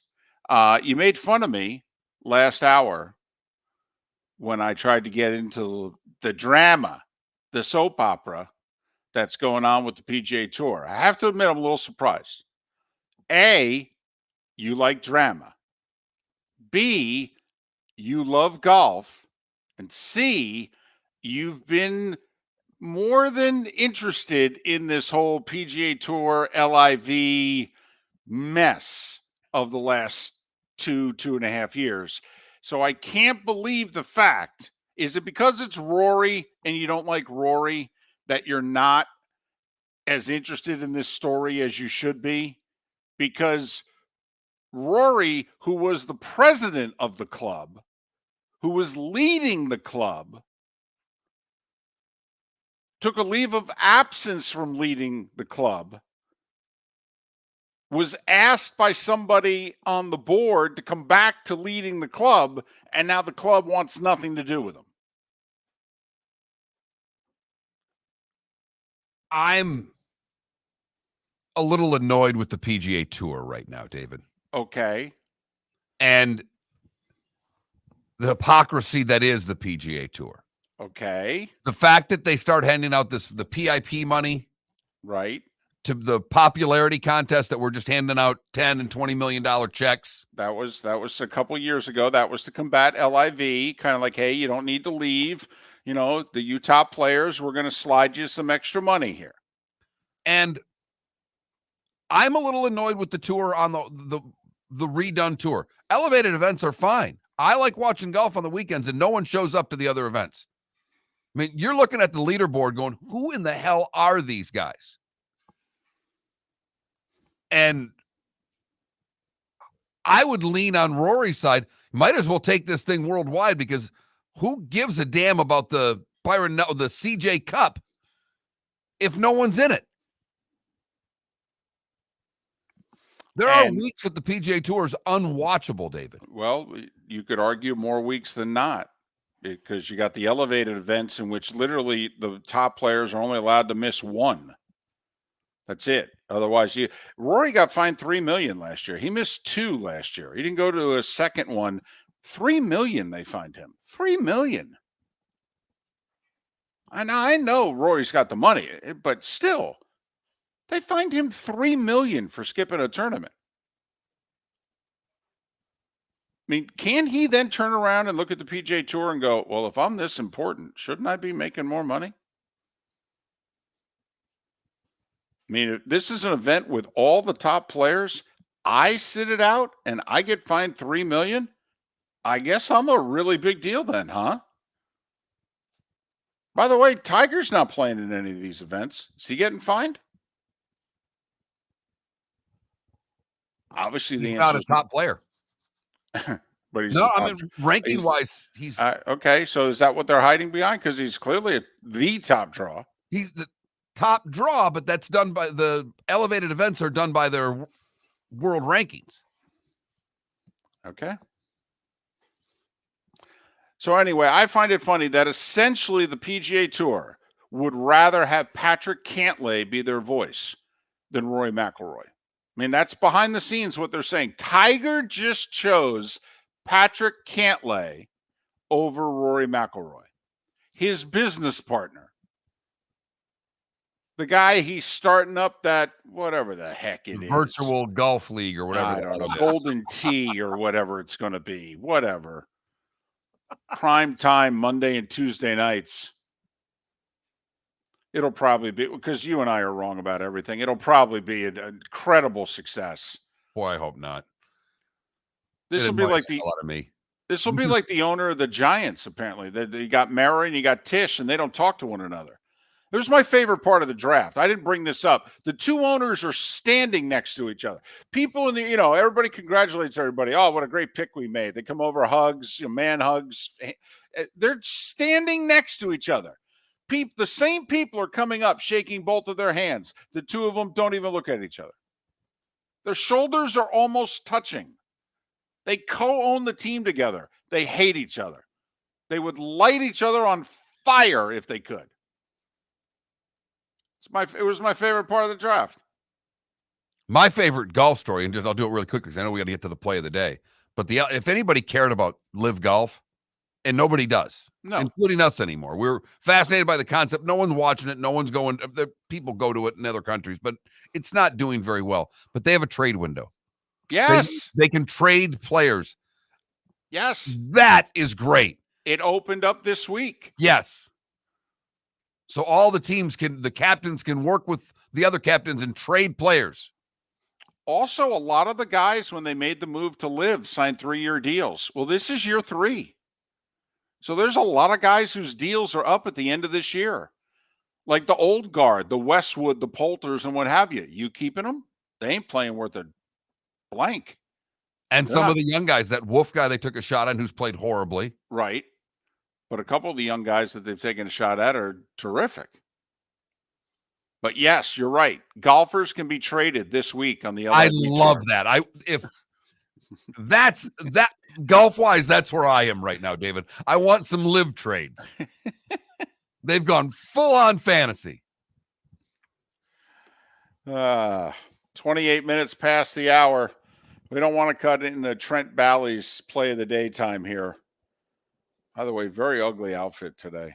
Just a Spartans not a fan? t-shirt. I mean, you look like you're dressed for Oh, a no, shoot don't kid around. yourself. That's the basketball jersey over the t-shirt. Hard to again. Oh my goodness! That's back to back. That's the black t-shirt with the dark green Spartans basketball jersey. My goodness, he's at a shoot around. Yes. After yesterday going orange with the Nick blue. Yeah, it's hard to tell because there's no trim on the jersey. But anyways, let's do this sucker, and then we can talk about whatever. The Panthers or the Cats made a statement last night, baby. Down 1-0 to the Bruins. They had a 3-goal second period capped off by this one. Lively bounce, Anton Lundell to the point. Forslund, a shot, he scores! Gus Forslund beat the buzzer, and the Panthers take a 3-1 lead. Gus Forslund with a rocket from the left point with 0.3 seconds on the clock here in the second, and the Panthers lead by a pair. Panthers crushed the Bruins 6-1, and it's an even series at 1-1. How do we see this one playing out rest of the way?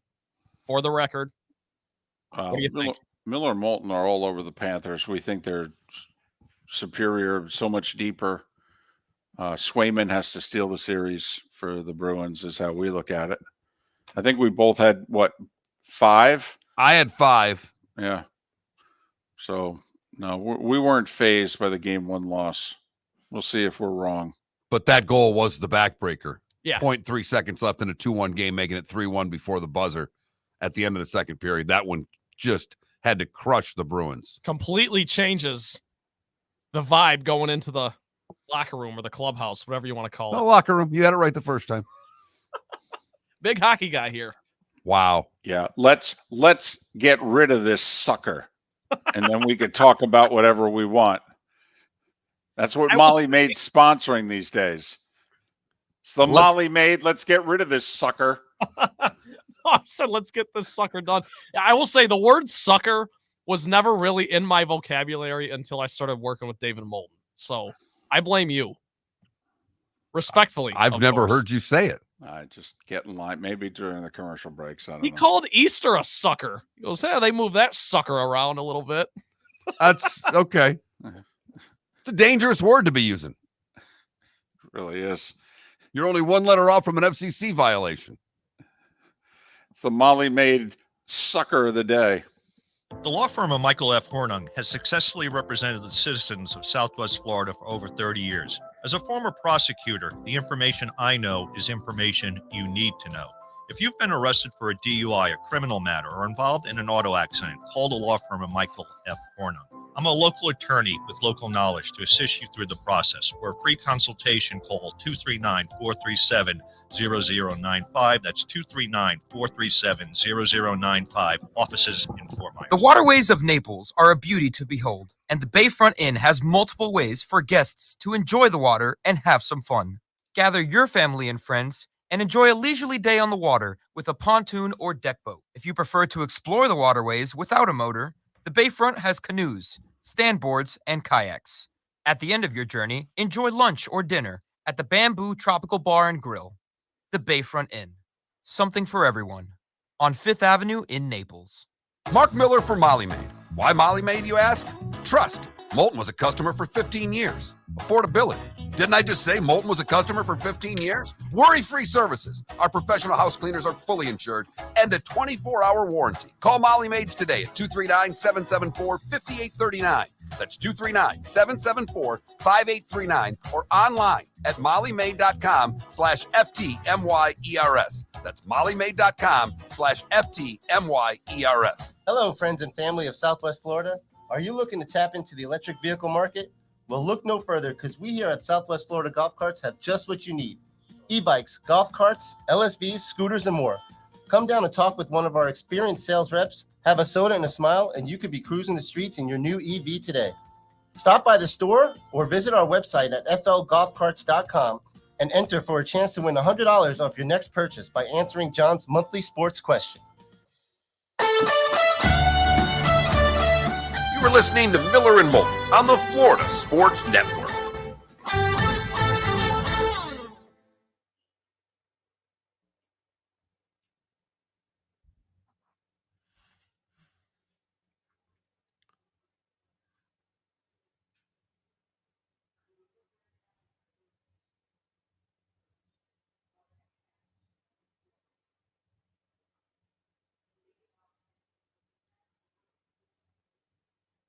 So we're not doing this interview after the show?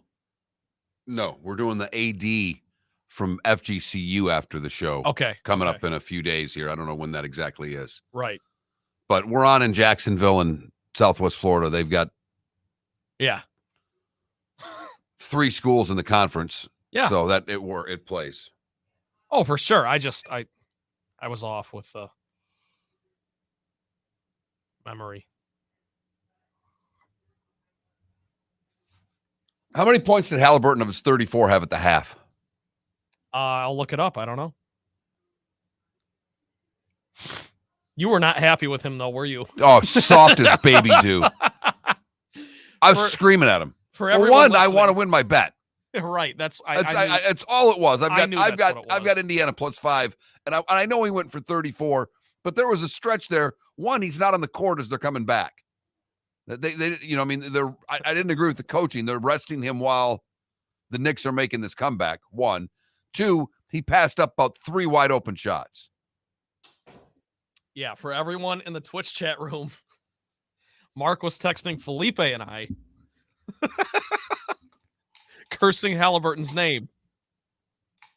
Ed, I got to tell you, is there anything that we can do to make you happy? I've got to be really honest, TB. Is there anything we can do to make you happy? Because holy crap.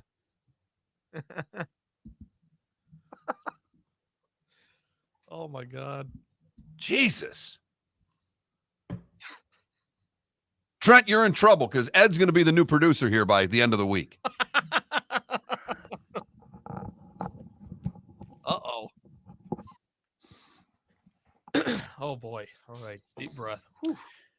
Okay, you suckers. What's going on? Well, according to E.B. Hill, we can do nothing right. I mean, he's telling what kind of show we are. He's now we're doing a ASUN interview, and that's not national. So he will just contradict any goddamn thing that we do. Okay, believe it or not, there is a method to the madness here sometimes, and the bonus hour is only broadcast in the 239 and Jacksonville and on Twitch, and we appreciate you for tuning in. But that's why when we do these sorts of interviews, that's why we do them in the bonus hour.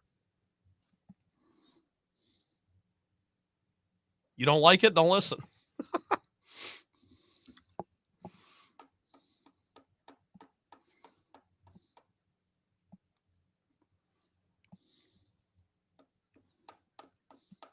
Right. Realtor Clark loves our bonus hour, yes. The bonus hour does have a little bit of a different spin, if you know what I mean. Well, it's kind of like a playoff MVP. You know those suckers. David, you say sucker all the time. I can't believe you guys don't know what I'm talking about. It was a good line. I'm using it. No, I know. I'm just you. The sucker's over.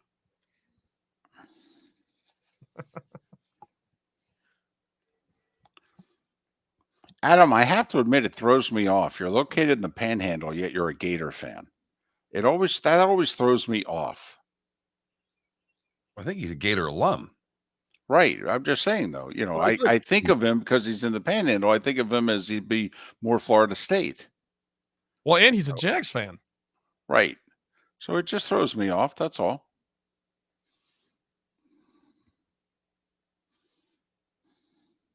Adam, what's the fan demographic like in the Panhandle? Is it a lot of Bama? Is it a lot of Saints fans? Like, what's the deal? Person is just sitting there in a Bobcat. They're filming a Bobcat at the damn Vineyards pool. Oh, yeah, right. Ladies just sitting there filming the Bobcat. Yep, a couple days ago, Bobcat just came strolling by. Here we go.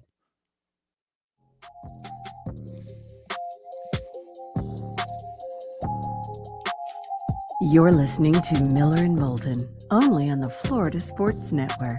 And now, here's Mark Miller and David Moulton. Miller and Moulton, millerandmoulton.com, Miller_Moulton on X. Thanks so much for being with us. John Forslund to join us at the top of the hour. Talk a little pucks. He's back in action tonight on TNT. Little Stars, little Avs. It's an entertaining series. Mike DiRocco, who covers the Jags. They had off-the-field news yesterday. Apparently, they're not going to believe in Jacksonville. We can forget about all that London stuff. He'll join us 1 hour from now. 21,000 on the text line. That's how you can text the show. Twitch chat room, twitch.tv/Miller and Moulton. You can comment, let us know what is on your mind. And I have to admit, I think I take it as a compliment, Mark, that we're very inviting of people's opinions. And so therefore they have no trouble telling us their opinions. Okay. They'll even go segment by segment, they'll grade each segment. It's like thumbs up. Nah, I like that one. Nah, I don't like that topic. Move on. Okay. All right. I kind of like the instant feedback. Apparently the word of the day is suckers, so I like getting the feedback from, those suckers. I like it. It's not good when they tell us we suck, but that's been the theme of the day. So, I kind of like the feedback, for what that's worth. But this is the part people are now realizing it's settling in. By the way, NFL regular season kicks off in 112 days. All right, there you go. I just had to throw that in there for all of you. Oh, I can't wait. I don't know if I'm going to make it. I really don't. Right. Like David said in the first hour of the show, some of you claim to be sports fans. Really, you're just football fans and you hate everything else. Well, and it's not that I don't know if they hate it, but they're not nearly as entertained by it. And they want their football. But then again, this is what surprises us, me more than Mark. Then how come spring football is not more popular? I mean, come on now. We do a regional / national show. We are based in Florida, in which, how many of the people are born and raised who listen to the show in Florida versus born and or raised elsewhere? It's far more elsewhere than homegrown, which is very different than a lot of parts of this country. Right. 100%. And so the feedback we get is very national. And so we have gotten it now for a generation. We can see it, how your interest in the other sports is waning. Football is so much what you're interested in. And yet 4 of you are digging spring football. Oh, we're less than a week away from the schedules being released. Oh, yeah. People It's lose a their big minds. day. I do think at Play some the point, win-loss game. We'll have this all figured out by next week. at some point, we should ask the poll question. Have you watched spring football? Yes or no? Simple. I will say the ratings now, they're not on ESPN, ESPN2, FS1 anymore. I will say they're putting them on networks. These games are on either ABC or Fox. That helps a ton. And most of you wonder why. And I think I'm with you. And so we all seem to have cable or some way to watch other channels, whether you have DirecTV, cut the cord, whatever the case may be. But the difference between network television and cable is it's a canyon. It's at least 20%. It's at least 20%. Even with ESPN, as popular as it is and everybody watches it, if you're a sports fan, blah, blah, blah. Even if you don't like ESPN, because some people have, turned away from ESPN because of their perceived politics and bias and what have you. And maybe perceived is not the right word because they have injected politics and bias into what they've done in the last 5 to 8 years. But back to football and just how big it is. These games are drawing 900,000 to 1 million people right now. That's how many viewers they're getting, which I'm actually impressed with based on what the spring football viewership was the last couple of years, which was 60% of that. So, I mean, we follow hockey. Regular season hockey on ABC does like barely over 1 million. 1-1, 1-2. Well, they put a spring football game on between Birmingham and Michigan. It's doing 1 million, 1.1 million. Same time slot, same network. Okay. I have to take that as a positive, right?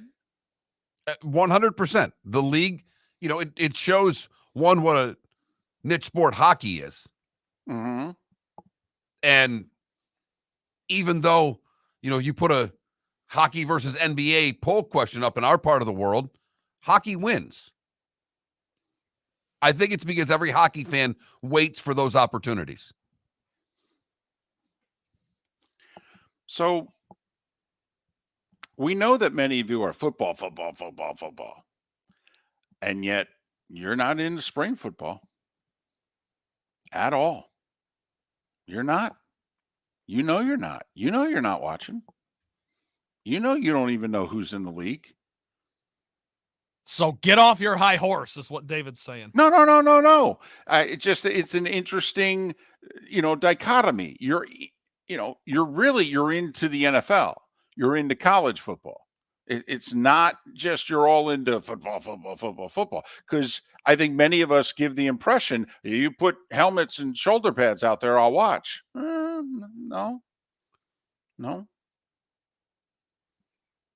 David, I think we'd be into spring football more if there were actual players that were going from spring football to the NFL. And I don't mean one or two guys that are going to make special teams or a kicker from the Michigan Panthers who's having an unbelievable year and someone may pick him up. We watch, the NFL fan will start watching college or pay attention to college because of what? The draft picks. Who's coming to my team? And the college football fan will follow their players at times to the NFL. I also think the timing matters, right? Like DC in our chat room says Anthony Edwards of spring football is not a contest, and I completely agree. By the time football season ends in February, I think most people, whether they love football or not, I mean, it's just time to kind of get a fresh thing in there. But see, this is where I combat you with most football fans. They're sad when the season ends. It's the shortest season of all our seasons. That's the other thing. It's the most popular sport. It's the shortest season. Now, you could argue that's in part why it's our most popular season, but we digress. But, when the football season is over, football fan is like, oh, man, if I could just get some more football. Oh, okay. Now we're going to give you some more football. I'm not interested. It's a third-tier league, though. Yeah. I mean, if you were to rank football by talent, the NFL is 1, college is 2, and this is 3. Okay, you think if Georgia played the St. Louis Skyhawks that Georgia would win? Yes. No, I think the Skyhawks would kick their butt. I almost think this is like asking if a college team could beat a G League team. But I don't even think it's. I agree with Mark. I think it's even more of a yes. But Mark, I do think that this league would make it if the NFL put their name on it. It's nothing else changes. The names of the teams stay the same. The uniforms, the players. Okay, if the NFL put their name on it, people would start watching. David, just you said Georgia, but I'll just throw Michigan because they're the defending national champions against a UFL team. Michigan had how many players just get drafted? Was it like 11? Right. Will there be 11 players that get NFL contracts from one UFL team? No. Well, hold on a second. There's a difference. I mean, there's 11 guys on St. Louis in the UFL who got drafted. I mean, just because those Michigan guys got drafted doesn't mean that they're all going to have careers. I understand that. Most of those guys got drafted on Saturday also. They're fringe NFLers. In 3 years from now, they may be playing in the UFL. Most of those guys who got drafted from Michigan. That's all. But no, I'd take A.J. McCarron and the Battlehawks over the Michigan Wolverines. I would. If they played. I'd watch that.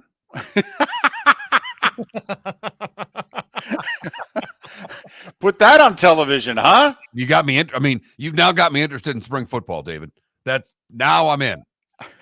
J.J. McCarthy and the Michigan Wolverines taking on A.J. McCarron, 2 national championship winning quarterbacks. Well, they do the spring game for college, just bring in a UFL team. Well, they used to do, way back when they would have a college all-star team play the defending NFL champions, right? Correct. And the attendance numbers were humongous. And there were some years, because remember, it wasn't season-long training, and a lot of guys in the NFL that weren't making a lot of money. They actually had off-season jobs, and training camp was used to get in shape. There were times where the team that won the Super Bowl would get their butts kicked by the college all-stars. Not many, all right, but there were times. There were also times where they'd win by 30, 40 points. But you go back and take a look at it. There are times in which the defending world champions got whooped by the college all-stars in July. They usually play that game in and around Chicago. But that's all. Just talking about, people into football and, how many weeks is it from today? Because the season starts on a Thursday, 112 to 26 weeks from today. Half a year away. No, it's not 26. Okay. It's 16 weeks. My bad. Wow. My bad. 16 weeks from today. I'll be okay, David. Don't worry about me. I'll be okay. You just don't do that to me ever again. I'm sorry. I just 26 weeks. Threw 10 extra weeks out there on you. That's my bad. It's a long time. It's definitely a long time. No way we'll get Pat Kerwin to come on twice a week that much. We gotta. I bet Pat could break down the UFL. We gotta. Not a chance. We can't get him to watch. He doesn't watch. He has no interest. He has no interest. Okay. He'll ask a couple of his scout friends who have actually scouted the league. Is there anybody? He'll pay attention to the people who get signed when the season's over and invited to NFL training camps. He'll be like, oh, okay. Like apparently the Michigan kicker is, I don't know, guy's making 65-yard field goals like he's going out and, practicing putting. I mean, that's how big his leg is. So, I mean, A.J. McCarron turned down, being a 3rd or 4th string quarterback in the NFL, going to training camp. He's like, no, the family wants to settle. I want my kids to be able to see me play so that they have that memory. Okay, I'll stay here in St. Louis, play in the UFL. Good for him. Huh, interesting. I mean, well, he gets to play. That's just it, right? I mean, he gets. That's what he said. Also, the family then knows what their situation is. Not moving around. Not your 3rd, 4th string quarterback. You're constantly getting cut. Your income is X or Y because you're on the practice squad. You're not. You're on the roster. Your income Z in the UFL, though. I would take the X or Y over the Z. I would too. I don't know why you can't do both. I don't either. Just ask to be released at the end of every season and then go sign up with the UFL, which some guys have done. By the way, they've actually made deals. Think about the schedule that you would be living at that point. You're playing football for most of the year. You're practicing every day. All that's I can wear on you. You mean a job? Oh, I'm sorry. Our poll question: Jokic won his 3rd MVP in 4 years yesterday. And so we just wondered, should the MVP awards, and they are this way in all the major sports, should they be regular season awards or should the playoffs be taken into consideration?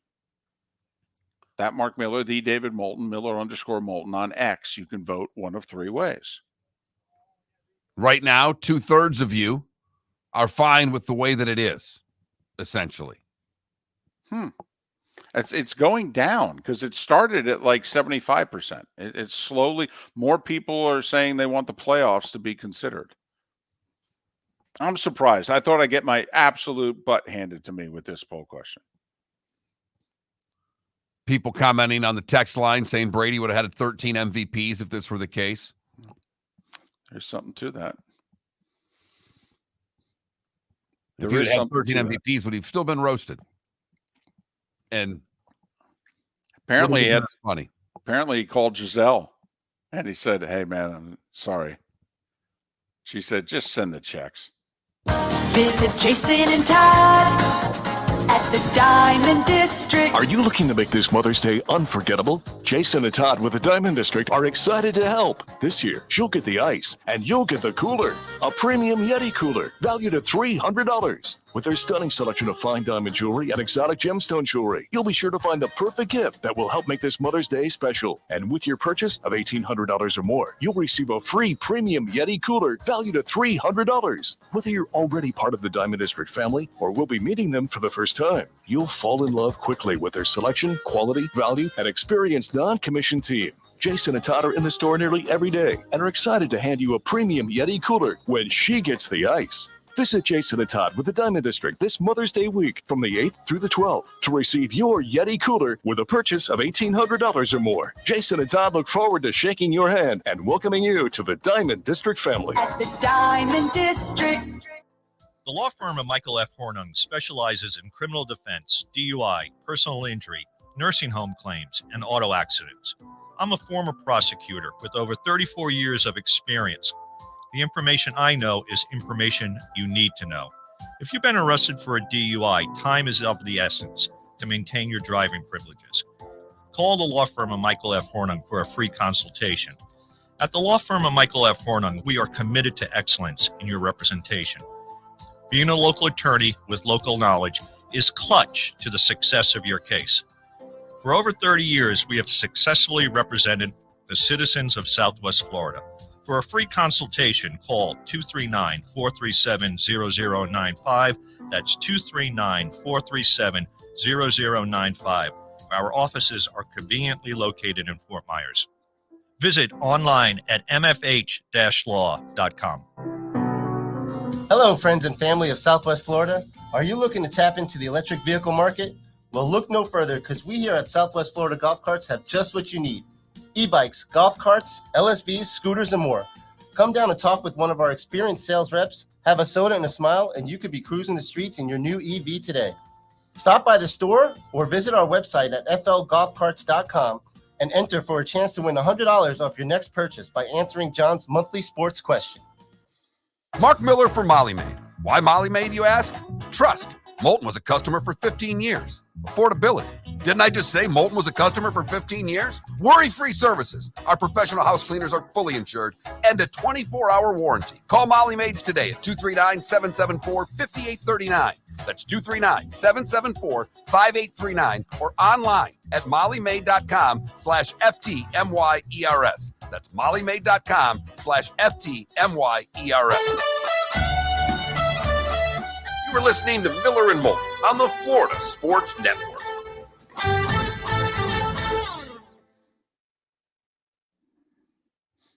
Did you happen to see Edelman had Bledsoe on his podcast? They were talking about the roast. Did you see any of that clips of when Kraft walked in the room? Oh, him talking about how tense it was. Yeah. Like Belichick's holding court with all his guys, and Kraft walks in, and basically they all left to go see Kraft.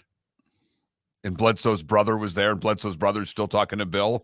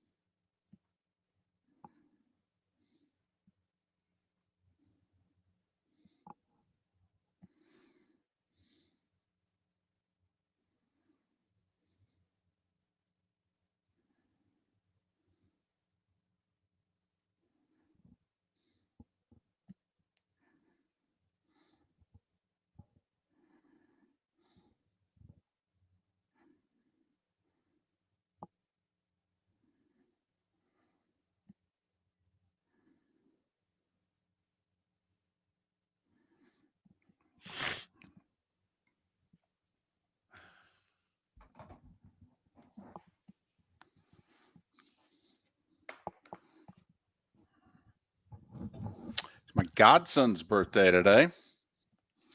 He's graduating college this weekend. I'm heading there tomorrow after the show. Just you? Yeah, just me. I fly back first thing Sunday morning. My mom's flying in though too. Oh, is she? Yeah. So. Wow. That's really cool. Couldn't train to Texas was too long. Yep. You're going to Texas? Yeah. He goes to school outside Dallas. Okay. Sorry, I couldn't help that. No, hey, trust me. She looked into it. She looked into it. Are you a godfather to anyone, Mark? My cousin. Okay. Actually, my much younger cousin.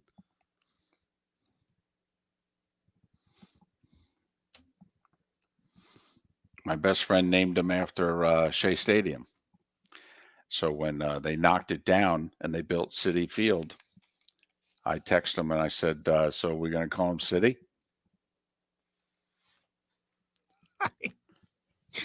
Oh, boy. And Shea was 6, I believe, at the time, turning 7 for the next season, their first season. So I spent that whole year, calling him Citi. My best friend was not happy with me. I said, that's what you go doing, naming after the stadium. So then, of course, my daughter names her kid Oakland, and he says, oh, you're getting paid back now. I go, well deserved. Well deserved. Bring it on.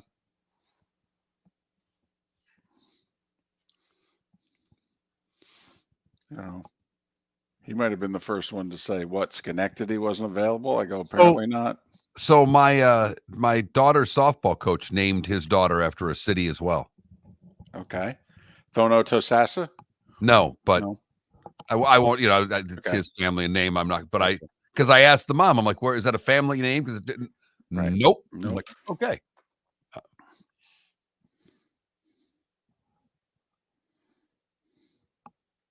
Here we go.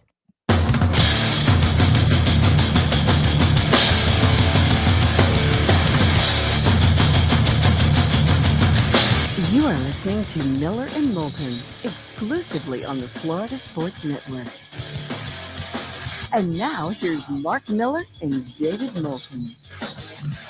Halfway home, Miller and Moulton on this Thursday. Thanks so much for being with us. We begin hour 3 with one of the very best, we think the best at what he does for a living, which is call hockey. He is John Forslund, the television voice of the Seattle Kraken, part of the NHL on TNT, also Sports Radio USA, deeper into the playoffs.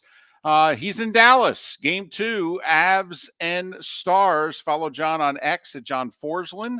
John, it's David and Mark. Good morning. How are you? Hi, guys. Good morning. Thanks for having me. Well, it is our pleasure. First off, just where you are, okay, man, what is it with Dallas? A, unable to win at home, and B, this goes back a while now. They're not good in game 1s, are they? No, maybe things came too easy in the first period. They kind of started rolling along there, and I think, you got to look deep into these games sometimes and take the score out of it. That's how the players look at it. And if you're down by a couple, in this case, 3 goals, Colorado is pretty comfortable with the way they were playing. So they build on belief, and they have a lot of time, and they have a boatload of skill. This should be a long series. Tonight will be interesting to see again if Dallas can answer the call. They had to do that time and time again in the first round against Vegas. It's hard to do that. At some point, you have to dictate the game and control it. And they were able to do that in the first round against a very good Vegas team. And I think tonight will be the proving ground, kind of like what we saw with the Panthers last night. Colorado in that game really turned the tide after the first period. What, they allow 7 shots after that? I mean, they played incredible defensive hockey and they have such speed. I think they're known for offense, but the way they played in their end was truly fantastic, wasn't it, John? Well, that's, it's a good point, and that's kind of the I don't want to say it's a nice thing or a good thing that comes out of bad goaltending, but in the early portion of the Vegas series, there's no question the first couple of games, Alexander Georgiev really struggled in goal.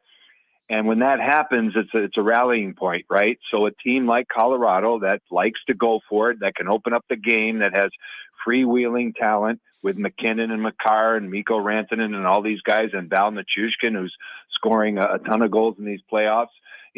Before they get to that, they have to adjust their team game to help the goalie. And that's what happened in the first round. So I think that's a teaching point that the coach welcomes. The coach is always trying to rein in these guys all season to get them to play a sound defensive structure in front of the goalie, because if you don't do that, you're not going to win the Stanley Cup.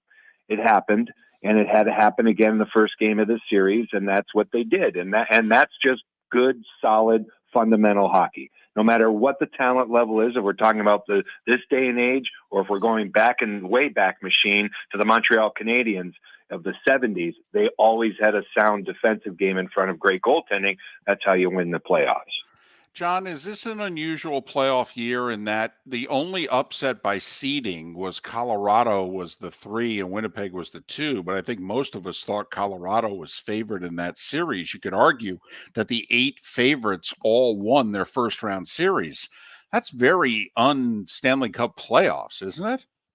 Yeah, for a league that talks about, competitive balance and parity and all these different things, and then we get to the playoffs and there you have it. Now, in some cases, like the series you just pointed out, there's a fine line, right? So yes, Winnipeg was a 2 and they were beaten by a 3, but those are 2 teams that could have won and may win the Stanley Cup. So there are teams that have been eliminated that had a legitimate chance. There are other teams like Washington.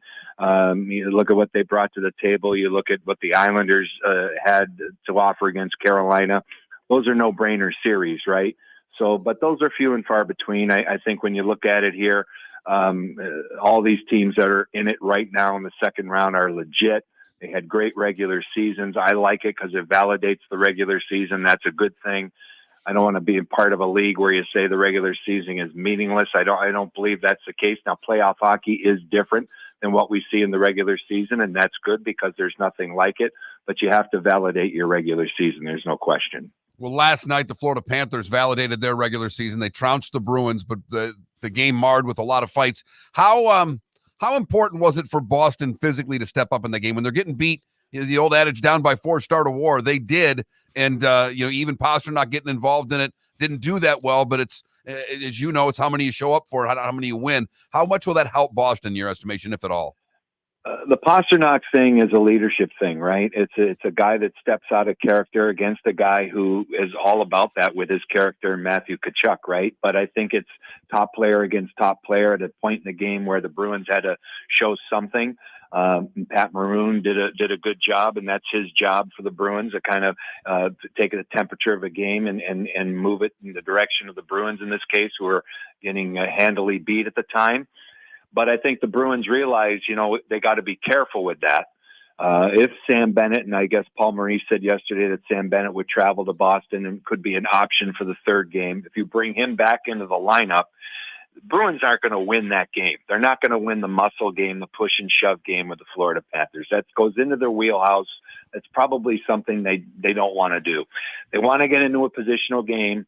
They want to play with structure. They want to get great goaltending, which they've had, and they want to be timely in terms of how they react in special teams, right? So that's their recipe. Florida, for me, is the team that should emerge in this series because of all the multifacets to what they bring. If you want to play physical against the Panthers, go right ahead.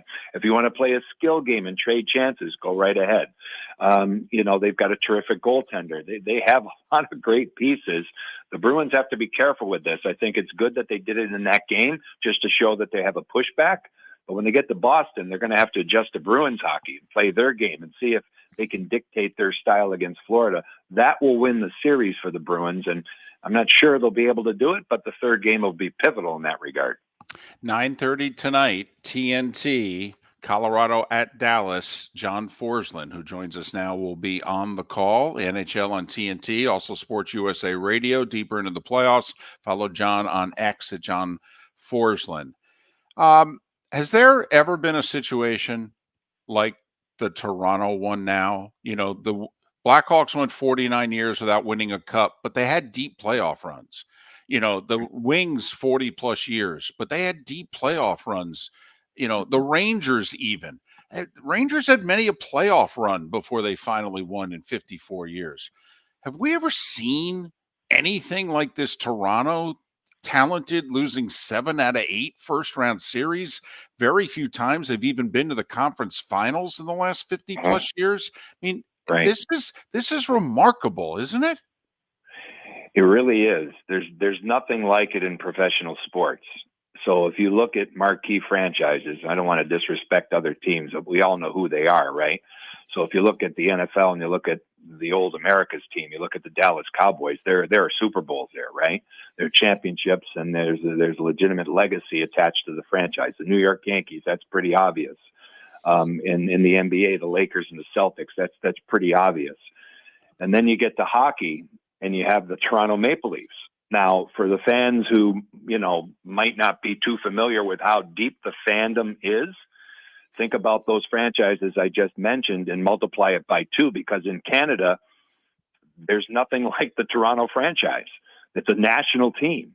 It's a team that extends from Newfoundland all the way across to the British Columbia. When the Maple Leafs play in Vancouver, it's a Maple Leaf crowd.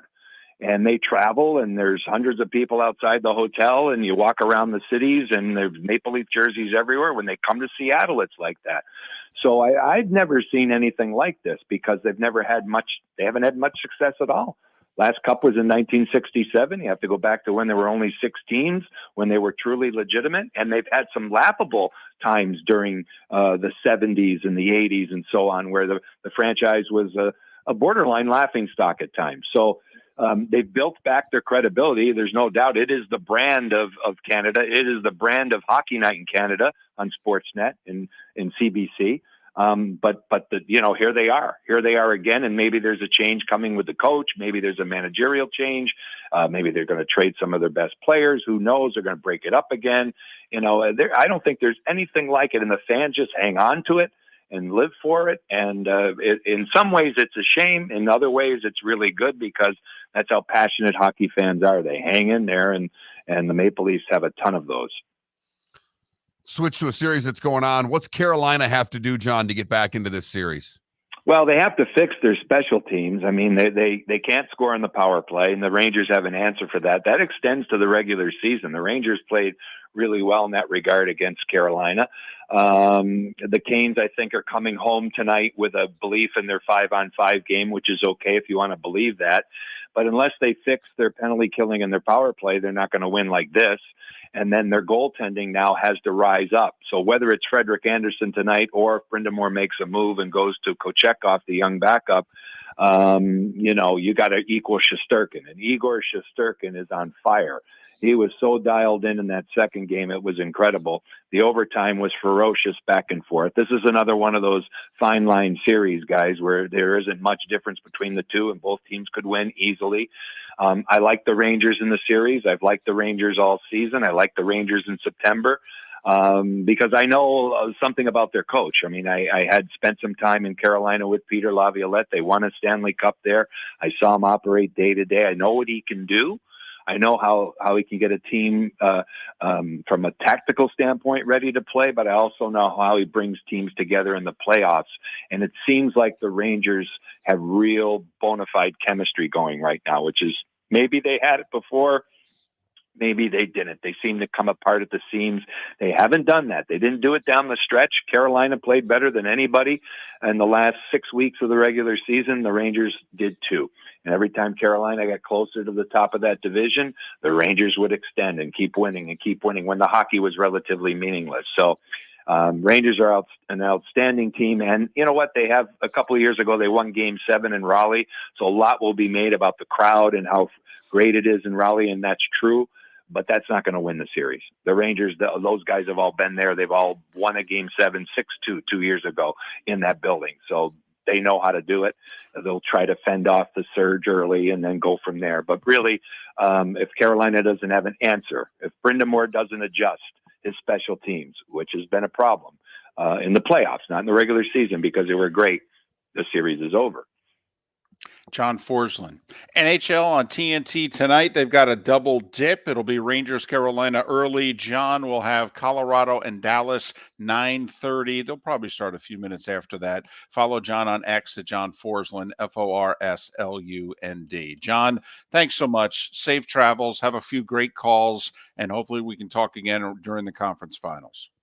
Thanks, guys, for having me. And it's a 9:50 Eastern puck drop, so hopefully I stay awake for this. Come on, get that soap opera nap in a few hours. Come on. That's right. That's right. Yeah, I think those days are gone too, but that's all right. Yeah.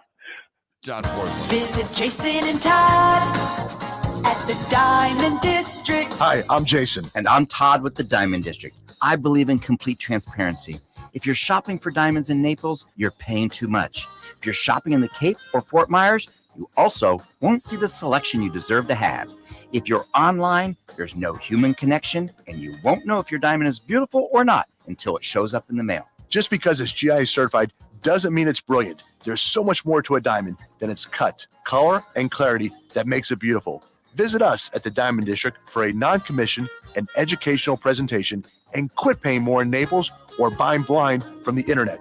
The Diamond District has the rarest diamonds from half carat to 10 carats. You won't find a bigger selection or better value. And you won't find a better buying experience. Jason and I are in the store nearly every day, and we look forward to shaking your hand and welcoming you to our Diamond District family. At the Diamond District. The law firm of Michael F. Hornung specializes in criminal defense, DUI, personal injury, nursing home claims, and auto accidents. I'm a former prosecutor with over 34 years of experience. The information I know is information you need to know. If you've been arrested for a DUI, time is of the essence to maintain your driving privileges.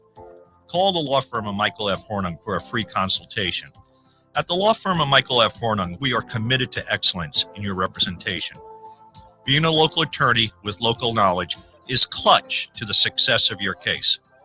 For over 30 years, we have successfully represented the citizens of Southwest Florida. For a free consultation, call 239-437-0095. That's 239-437-0095. Our offices are conveniently located in Fort Myers. Visit online at mfh-law.com. You are listening to Miller and Moulton on the Florida Sports Network. Off the field and on the field, and that is making sure we show them how we're going to develop them for the next. Oh, absolutely. I mean, the amount of tampering and illegal stuff thrown at Ashton and his family, and he consistently says, I'm a.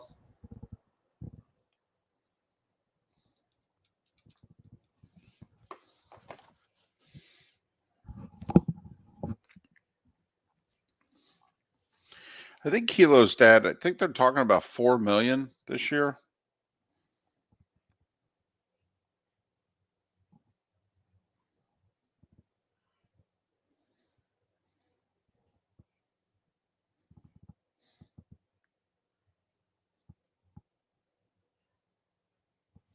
Yeah, they're talking about it going up like 4.2 million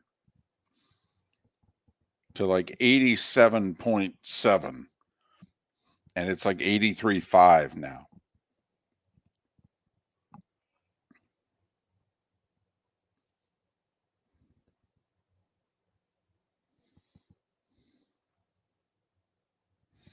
And then they're thinking that this could be, and then another 4 and change to get to close to 92 million. And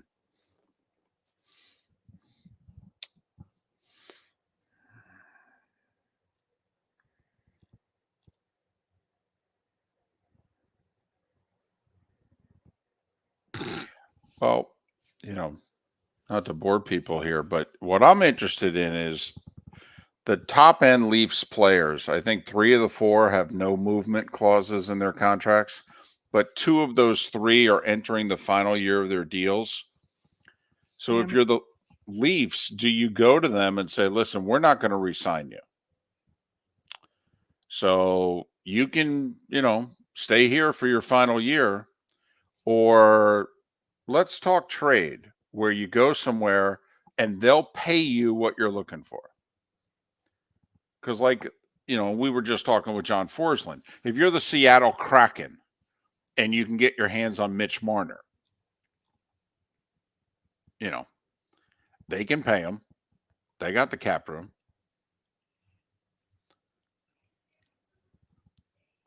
Things like that. I mean, does Detroit and Toronto, do they get involved? The Wings have a little bit of money, right? That they can, if you're the Wings, do you want to get in on one of the Leafs players? Or does Yzerman look at them and go, no, they're not winners. I don't want them.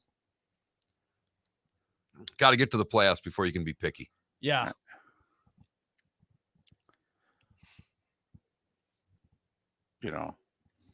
It's why I think, there's a real chance the Lightning can lose Stammer. Unless he literally has just decided, him and his family, we ain't moving. Because I think there are teams out there that will give him a 3-year, $25 million deal. I mean, tell me Yzerman wouldn't sign Stammer 3 years, $25 million. He would. Damn right he would. He'd do 3 for 28.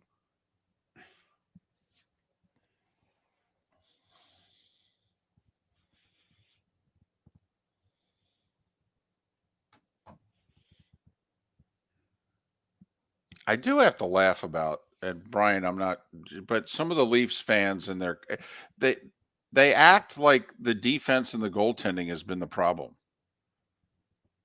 Do you know in their last 14 playoff games, they've scored more than 2 goals once? They don't score in the playoffs. Because they're soft. Their goaltending 2 years ago was fine. That goaltender performance 2 years ago when they finally beat Tampa and then they lost, he was fine. There was nothing wrong with that goaltending. He was every bit as good as the guy in Vegas who won the Cup last year. That guy wasn't incredible. He was solid. I do think they could use a stud defenseman, but their defensive core has not been awful. They don't score. And Mark's right. It's because they're soft. No, Brian, their problem is they're soft. They're soft. Marner's soft. As a Leafs fan, I'd want him gone too. Here we go.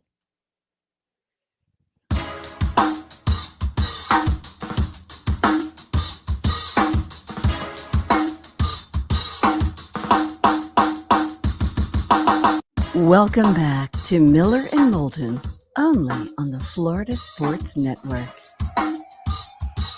21 minutes past the hour. A little more than 15 minutes from now, we'll talk on and off the field, what's going on with the Jaguars. Mike DiRocco covers them for ESPN, ESPN.com. Tentative agreement between the city and the team to refurbish the stadium.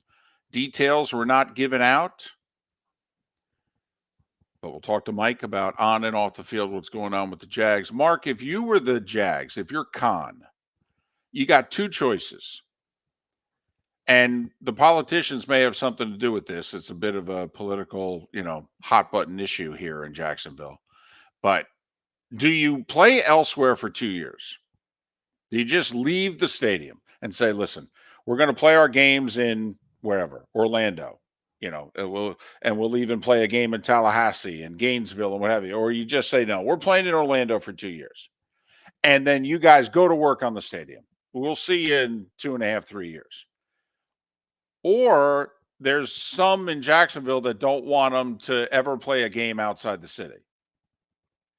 And so they want to literally, for 4 years, have a construction project going on where the stadium's only like 30 to 50% full. Okay, because they're working on the rest of it. Okay, but this way all the games are played in their home city. I would go for the 2-year plan. I would also. I don't think playing in a 30% of just the look itself is bad. Mm-hmm. The other side of this is that in Orlando is so close to Tampa that I don't know how happy Tampa would be with Jacksonville playing in Orlando. I understand. I don't know how much, if any of us say they have in that. I don't think they would because of the situation. It's not like Jacksonville's, quote, moving. No, It's a but temporary what would they thing. be doing? They would be developing fans in that market. True. And Orlando, by the way, a nice Dolphins fandom too. The Turnpike connects straight to. I mean, I don't even think the Dolphins would be crazy about the Jags in Orlando. But I always used to joke, and Jacksonville's so far north, and it's a southern city. We live in Florida, which is not the South. I've often joked and called them the South Georgia Jaguars. Right. Because Jacksonville seems so distant to where we are. I think from the standpoint of the Jags front office, I'd want to be in Orlando for 2 years. I would. I'd want to develop that. How far is that drive, Orlando to Jacksonville? It's 2 hours. It's a pretty easy drive. That's an easy drive on a Sunday for a 1:00 game. I mean, it really is. Oh yeah, it's all highway. It's 95 to. So I would be in Orlando trying to cultivate that fan base. That would be my game plan. While you're still cultivating your London fan base for the 2 games you're going to play there. Well, true. And that's the other thing, that if you say to the league, well, you might as well schedule us for 2 games every year. It doesn't matter. I mean, we ain't playing at home, so it's not like now, obviously then what do? You offer the tickets to the season ticket holders, and do they want to buy them and make the trip, or, but I mean, it's not as easy as, some it's not radio a good situation. Right. But I'm with you. I would do, but there are it was a big issue in the mayor's race a year ago in Jacksonville, where one of the 2 candidates said they will never, no, if I'm mayor, I will not let them, I'll do a deal to keep them, but they are not playing a single game outside of the city of Jacksonville. And the mayor who won said, well, we'll sit down with the Jags and we'll talk about what's in the best interest of the franchise going forward. And don't worry, the city's not going to get short-ended by this. And it's happened many places. I mean, the Giants played in, Connecticut for like a season and a half at the Yale Bowl. The Giants, but hey, they were playing at Yankee Stadium. They were redoing Yankee Stadium. That was also when the Giants decided we're moving. But yeah, I like the idea of trying to cultivate the Orlando market if I'm Jacksonville. And it coincides with, we think the Jags are going to play good football for the next few years with Trevor Lawrence. And right. Yeah. Now, I would like to, when we discussed this, I think it was off air once before, I thought I'd try to play a game like Gainesville's 2 hours tops. Even you could do it in like $1.40. Okay, from Jacksonville. Pretty easy drive, 2 different ways to get there. All right. And Tallahassee's 150 miles due west. I-10, boom. And so if you're also the Jags, I mean, if you're going to do the Orlando thing, do you toy with the idea of in December, when the Knowles and the Gators are done, do you move a home playoff game to Gainesville or Tallahassee? I wouldn't. I'd be very fearful of attendance. You're talking about times when school's not in session. They're not big towns. Orlando's a big city. No doubt. You've got an NFL fan base in Orlando. You do not have an NFL fan base in Gainesville or Tallahassee, I don't believe. Certainly not to the level that you would in Orlando. I would be very fearful of putting them in those 2 cities, particularly in December. And I know that's the only time you'd probably be able to do it. Well, sure. You couldn't do it September, October, November because the team's playing and all that. Maybe you could schedule the game for early December in which there are still students on campus. It's finals, and they might go, wow, an NFL game. But the other thing is, I don't know. In December, the Gators got nothing going on. Oh, wow. Could always look at, SEC championship weekend as a time to play in. Wow. Gainesville. Wow. Well, get your act together. They're trying. They're trying. They're trying. You do have a lot of Georgia Bulldog fans who are Jaguar fans, though. And they're like, whoa, wait a minute. I'm busy that weekend. Wait, could you make it the next week? We're not going to be playing that next week. We'll have a bye. See how times change? So anyway, Mike DiRocco, about 10 minutes on and off the field. Some things with the Jags. Our poll question, Jokic won his third MVP in 4 years. Should the MVP award, and it's this way in all the major sports, be a regular season award, or no, it's ridiculous. The important games are the playoffs. Why do we not factor in the playoffs into who wins the MVP? So there you have it. That's our poll question. 2/3 of you voting for just regular season, a third include playoffs. Not many of you are voting, which leads me to believe we probably should have had, our backup poll question. It's National Lost Sock Day. And David suggested, what have you lost more of in life, socks or pens? I think that would have gotten a lot more votes. It would have, but once again, it is remarkable how this show evolves. All right. Mark, who never wanted a sports poll question for 8 years, because Mark's into the votes and he always wants the topic that's going to get more votes. And Mark quickly realized when we do non-sports, it gets more votes than we do sports. Okay. And so I suggested pens or socks, and Mark said, I think we need to have a sports question. Okay. Hold on. What I said was I've got the text in front of me. I said, love the question. First 3 words, love the question.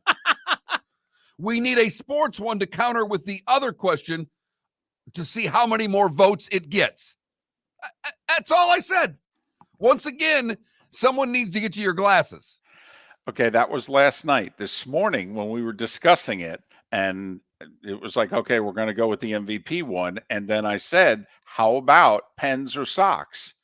And you, being a big George Carlin fan like me, and Carlin had that whole routine about when you get to heaven, they hand you a box, and it's all the socks and pens that you've lost in your life are in the box. I can't believe you didn't go with that poll question. I'll put it up now. It's come on, it's too late. What do you mean it's too late? It's never too late. Just wow. He sounds like Belushi there in Animal House. I was going Germans bombed Pearl Harbor. I mean, what? Forget it, he's rolling. Absolutely. Yeah. Okay, it's never too late there, buddy. All right. So Miller and Moulton. Talking a little Jacksonville sports next, and we will talk with the commissioner of the ASUN coming up at the top of the 9 o'clock hour. Thanks so much for listening. Miller and Moulton on a great Mark Miller for Molly Maid. Why Molly Maid, you ask? Trust. Moulton was a customer for 15 years. Affordability. Didn't I just say Moulton was a customer for 15 years? Worry-free services. Our professional house cleaners are fully insured and a 24-hour warranty. Call Molly Maids today at 239-774-5839. That's 239-774-5839 or online at mollymaid.com/FTMYERS. That's mollymaid.com/FTMYERS. The law firm of Michael F. Hornung has successfully represented the citizens of Southwest Florida for over 30 years. As a former prosecutor, the information I know is information you need to know. If you've been arrested for a DUI, a criminal matter, or involved in an auto accident, call the law firm of Michael F. Hornung. I'm a local attorney with local knowledge to assist you through the process. For a free consultation, call 239-437-0095. That's 239-437-0095. Offices in Fort Worth. Visit Jason and Todd at the Diamond District. 20 years ago, Jason and I had the idea for a jewelry store like no other, with a vast selection of certified diamonds priced 8 to 12% over cost. A team of individuals who are educated, driven, and believe in cultivating relationships. Today, we have become one of the largest independent jewelry stores in the country. Todd and I love what we do and are in the store nearly every day, along with our GIA gemologists, master jewelers, custom designers, and non-commissioned diamond consultants, all of which we consider family. As direct diamond importers, we travel the world, forging relationships and sourcing diamonds. What we love most about our business is that we can call Southwest Florida our home. If selection, value, and comfort are important to you, give the Diamond District an opportunity. You won't find a better diamond buying experience. Todd and I look forward to shaking your hand and welcoming you to our Diamond District family. At the Diamond District. You were listening to Miller and Moulton on the Florida Sports Network.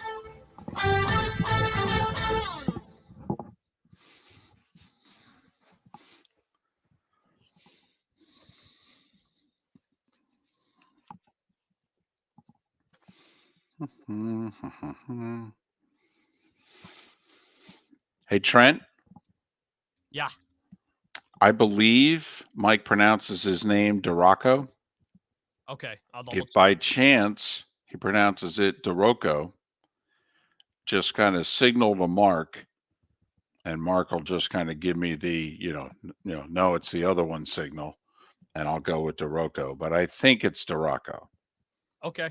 And that's what I will go with until told otherwise.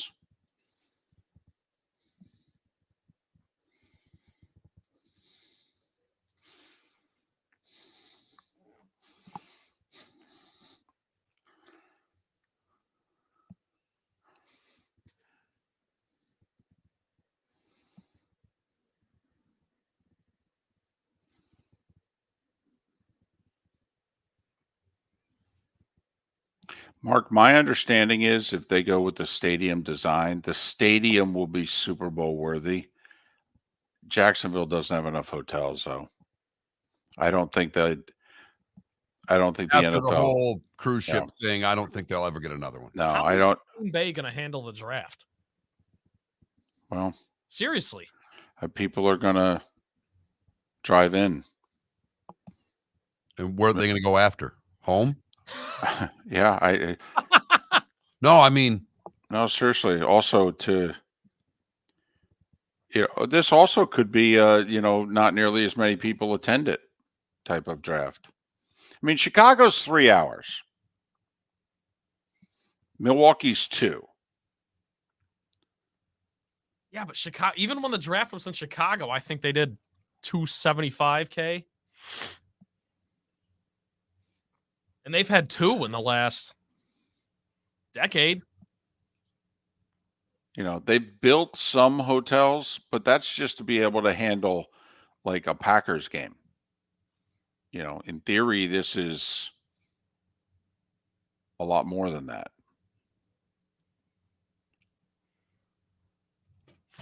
your Giants are signing Allen Robinson to a contract. Right.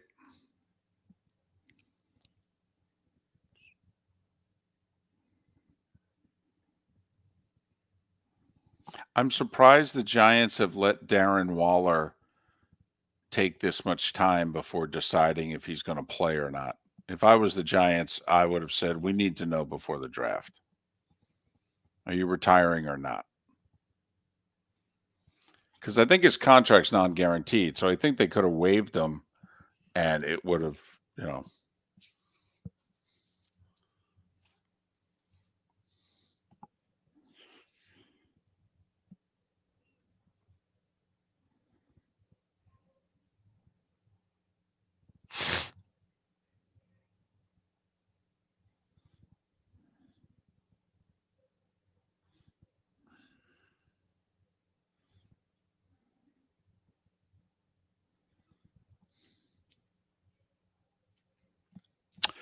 Yeah, but Adam, I think at this point it would be attendance. Plus, I also think if Orlando knew the Jags were coming, I do think they'd invest a little bit into it. They'd probably have to. I think the NFL would even make them say you got to do some things. But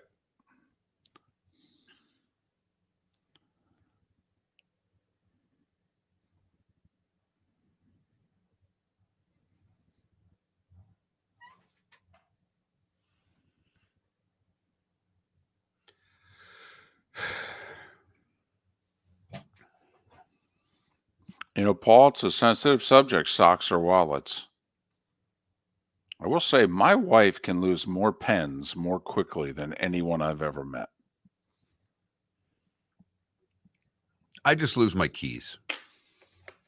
And I find them eventually, but Oh, so you're a misplacer. I'm very much a misplacer. I'm a scatterbrain. Gotcha.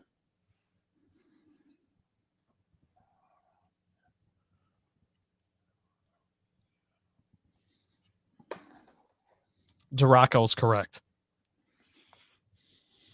Catch that, David? I did. Okay. Yeah. Here we Thank go. you.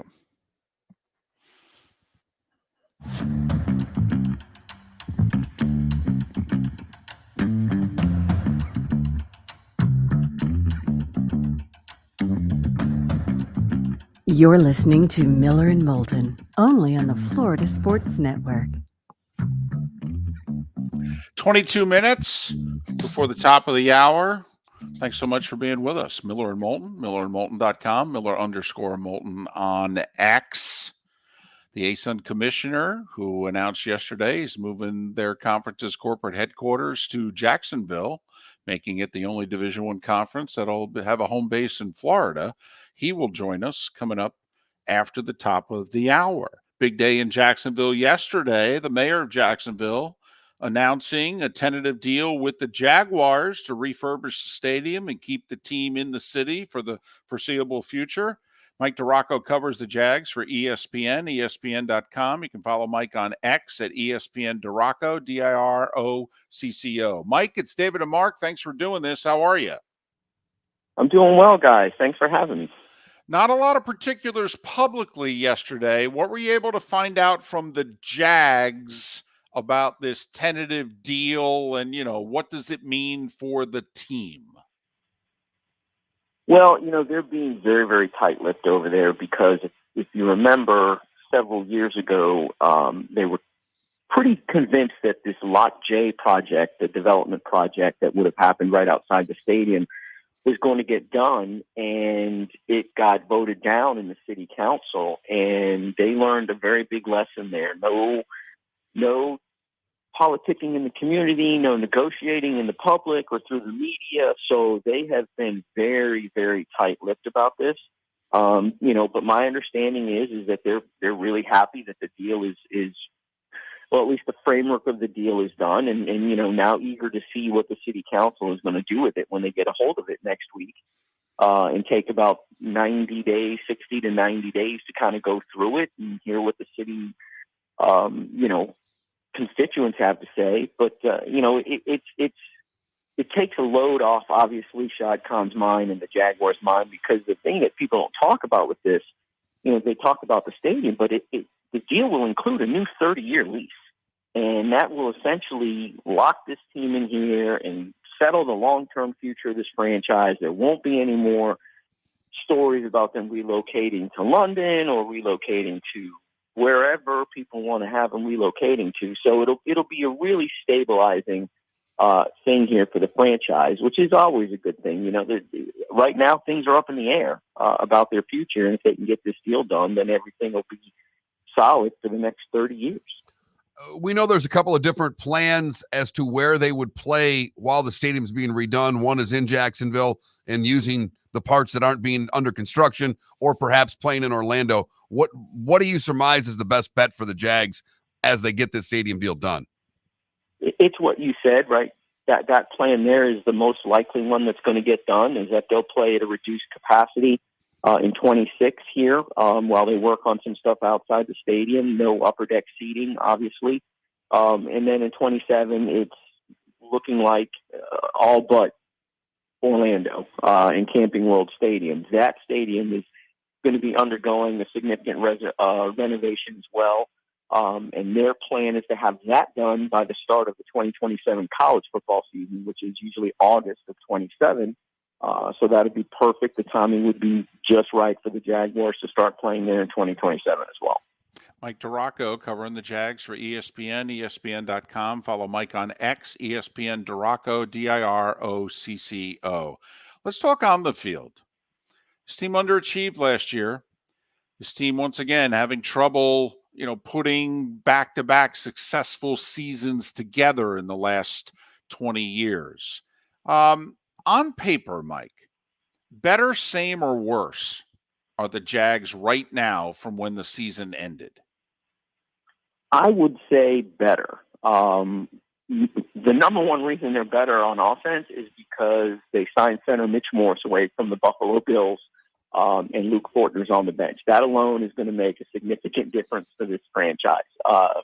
For them in pass protection, in run blocking. I mean, Luke Fortner in pass protection ranks 31 out of the 32 centers in the NFL. So Mitch Morse was 14 or 15 or 16, right in the middle of the pack. So that'll make a significant difference. And one of the things that they wanted to do in this offseason, the priority was getting better and bigger and stronger on the offensive and defensive lines. And Morse absolutely helps that for sure. And on the defensive line, adding Eric Armstead Mason Smith, the kid from LSU in the second round, Jordan Jefferson in the fourth round. They feel like they're a lot better up front on the defensive side of the ball. If you look, that 1-5 stretch where their season fell apart, they gave up 45 more rushing yards per game than they did in the previous, when they were 8-3. So things just got out of hand. They got physically dominated, and on paper, at least, they look like they're better equipped to handle that this year. Did Trevor Lawrence, was it just a matter of him being banged up last year, or was there, I don't know if regression's the right word, or just a leveling out? I mean, what does Trevor have to do to raise his game to the next level, or was it just simply a matter that he played last year mostly hurt? Well, that did factor into it without question. He had the knee, then he had an ankle, then a concussion, then a shoulder, complicated by the fact that Christian Kirk went down, so he lost his most trusted target, or one of his most trusted targets there. He's the one thing he has to do, and he knows it's not a secret. He's got to stop turning the ball over. You can't win games consistently in the NFL if you're turning the ball over. He's got 60 turnovers.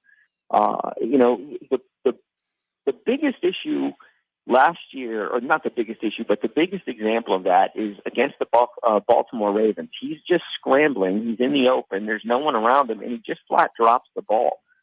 Those are the kind of things that you can't do if you're going to be a really good quarterback in the NFL. You can't hurt your team, and that's what he did at times last year with these turnovers, and pretty much in his first 3 seasons.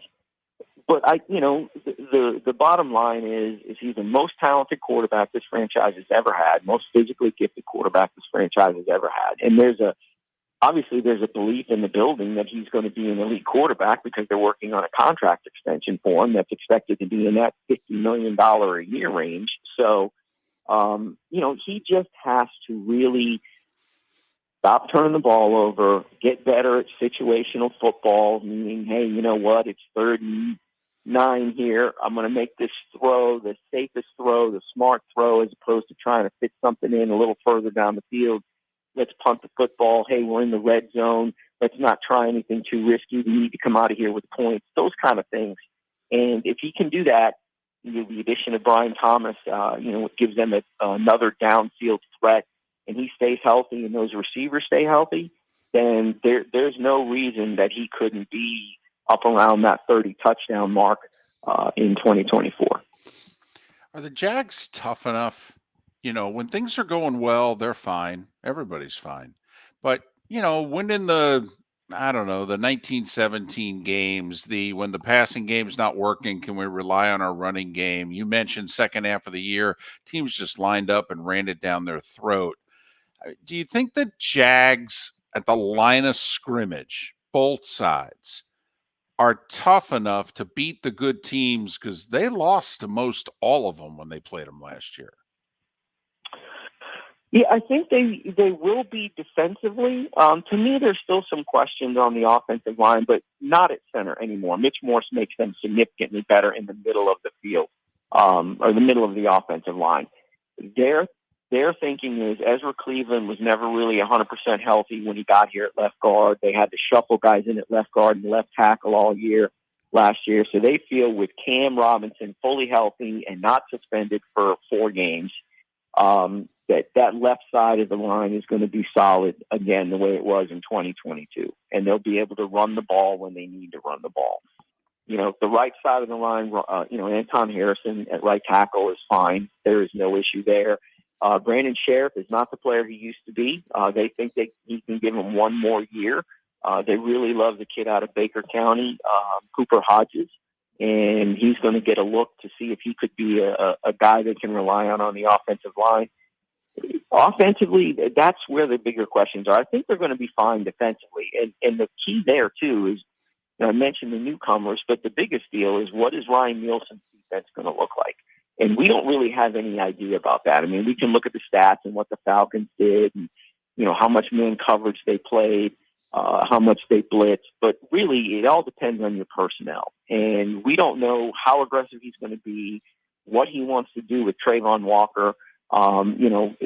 We all think that he's going to play inside on third down a little bit more.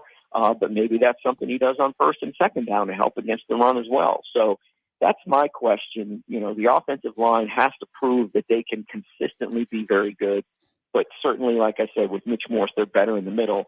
And we're all just kind of waiting to see what this defensive front and defensive, philosophy is going to be with Ryan Nielsen. And we really won't get a good idea about that until, training camp starts in July.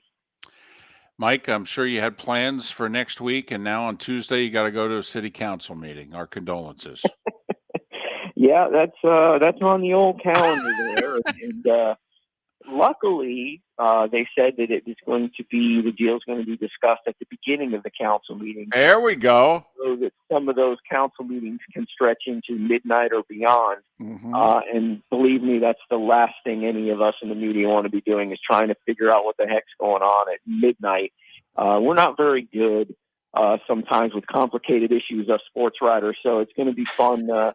Get that done at 5 o'clock, 5 to 6. 6 to 7, something like that, and then get out of there and kind of figure it all out. Mike, good luck next week, and thanks for making time for us. Hopefully we can do this again. Absolutely. Appreciate you having me, guys. Mike DiRocco covers the Jags for ESPN, ESPN.com. Follow him on X, ESPN DiRocco, DiRocco, Mike DiRocco. I'm going to ask you the same question you asked him. Do you think the Jags on paper are better, the same, or worse? The same. I have questions about them. There's stuff coming out now that apparently questioning just how well coached they were last year, particularly on the defensive side of the ball. Some of the stories that are coming out in the last month are actually quite alarming. I'm a little surprised that Doug Peterson, if these stories are true, actually allowed this to go on. That it's just very hands-off.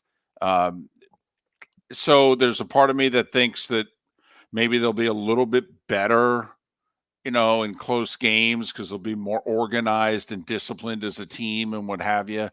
But, Mark, them losing that AFC South last year, period, to me was shocking. Them being 8-3 and not winning the AFC South was jaw-dropping to me. Well, I thought you hit the nail on the head. Are they tough enough? And as he pointed out, the addition at center will simply makes their offensive line tougher. Fair enough. That's one area they are tougher. I don't think it's without question. And Cleveland was a midseason acquisition, and now if he was banged up, in theory, you get him for a full year, healthy, put him at left guard. They like their tackles. I'm not as sold on their tackles as they are, but okay. The thing that I didn't like last year, Jacksonville to me reminded me a little bit of Miami. And I think Miami, when things aren't going well, can just line up and run the ball. Mike McDaniel refuses to do so. Well, Doug Peterson's got a little bit of that in him too. Doug doesn't just rely, things aren't going well, we're turning it over. Can't we just line up and get a couple first downs running the ball? He doesn't like to do that. There aren't but 5 coaches in the league that do. Well, hell, there's even times Andy Reid scaled back last year. Take a look at the play calling last year in the AFC Championship game from Andy Reid and the Chiefs. Very conservative. I don't know. That's the part about Jacksonville that they kind of remind me of the Dolphins, Mark. They're pretty. They are. And when things are going well, you go, wow, who can't they beat? But, man, you get them into a fight. That boxer that just gets inside on you, and next thing you know, it's 3 rounds to 3 in the middle of the fight. The Jags and the Dolphins don't do well in those fights. Right. Everybody's got a plan until when, David? You get punched in the mouth. So, like, for instance, Mike Tomlin and the Steelers seem to, from a one-loss standpoint, they're overachieving in recent years based on the roster he's been given. The Dolphins and the Jags, even though the Dolphins won 11 games, they underachieved last year. Jags woefully underachieved last year. And toughness is certainly part of what you have to question with both teams. Yeah. It's just no doubt. Yes, you do. Tampa was tough enough. A bad division, I get all that, but Tampa was tough. Yes, they were. Yeah. and dug themselves out of a hole. These were two teams that were front running, that were leading their divisions, being talked about Super Bowl contenders, 1 seeds. Tampa Bay at one point was 4-7. And they showed how tough they were.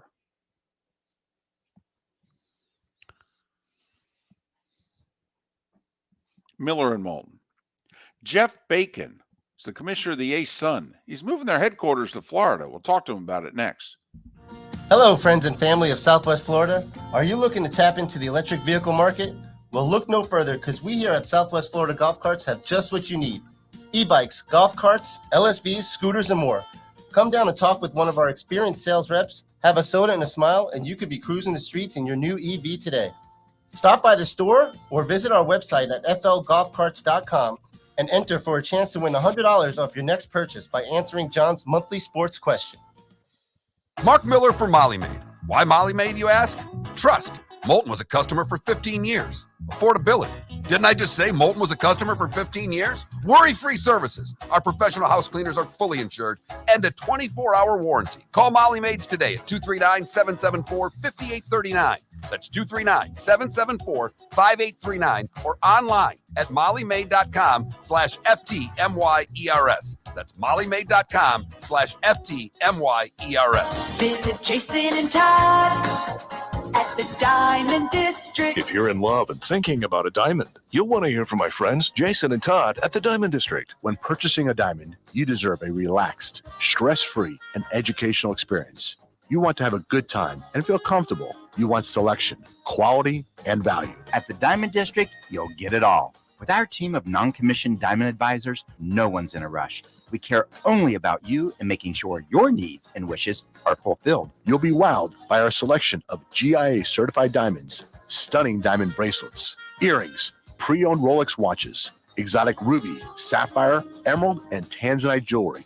There's something for everyone at the Diamond District, and all at the lowest prices anywhere. Jason and I love what we do and are in the store nearly every day. We look forward to shaking your hand and welcoming you to our Diamond District family. Visit Jason and Todd at the Diamond District. Located on the East Trail, locally owned Naples Tiki Bar and Grill is an outdoor eatery next to the Hitching Post Shopping Center. Island-inspired food with a true tiki theme. The best place in Naples to enjoy the beautiful weather in Southwest Florida. The Naples Tiki Bar and Grill offers a great menu for dine-in or takeout. Enjoy our famous pulled pork, huge burgers, and tiki bar cocktails. Don't miss happy hour every day from 3 to 6 and live music 7 days a week. See you soon at the Naples Tiki Bar and Grill, 11498 Tamiami Trail The East. law firm of Michael F. Hornung has successfully represented the citizens of Southwest Florida for over 30 years. As a former prosecutor, the information I know is information you need to know.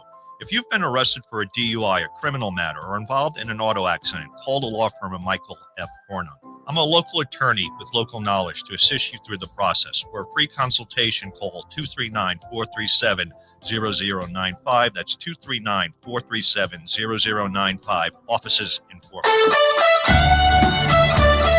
You were listening to Miller and Moulton on the Florida Sports Network.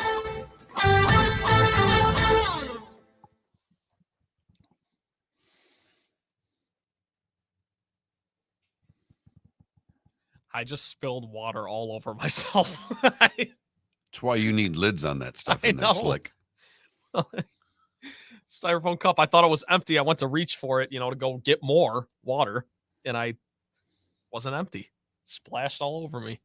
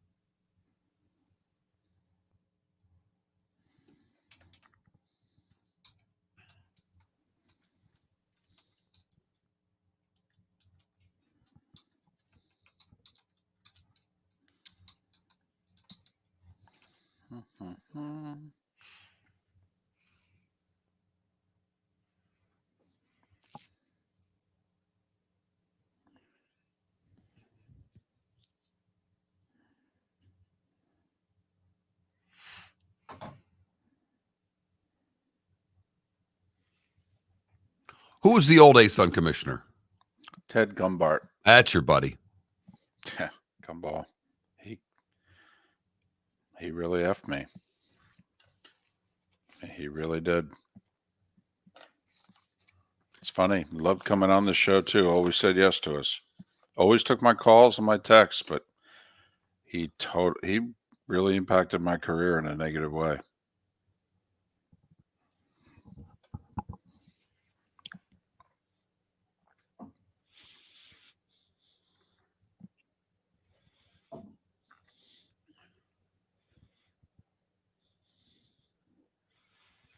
The other thing that I found out is me being so closely associated with FGCU hurt me.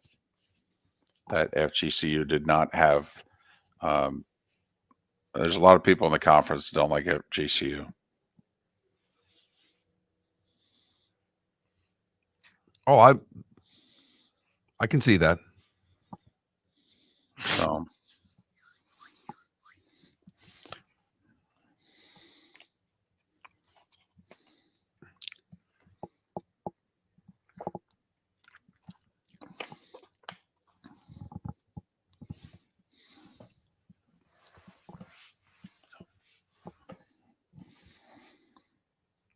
Remember, we had Gumbart on like 10 or so years ago, and on the air, we said to him, why don't you move to Daytona? Take a look at your conference, where they're located. All right. And we even said, it would be cheap. You're 45 minutes from the airport that has direct flights everywhere. You're 90 miles from 2 schools, 30 miles from another one, and 4-hour drive to FGCU. I go, on the air, we said to him, why don't you move to Daytona? What are you doing in Macon? I didn't realize they went to Atlanta. That's how little I knew. Yeah, I left. That was a Gumbart deal. And then, obviously, with Kennesaw State leaving, that's a bad look. Not answering. Great.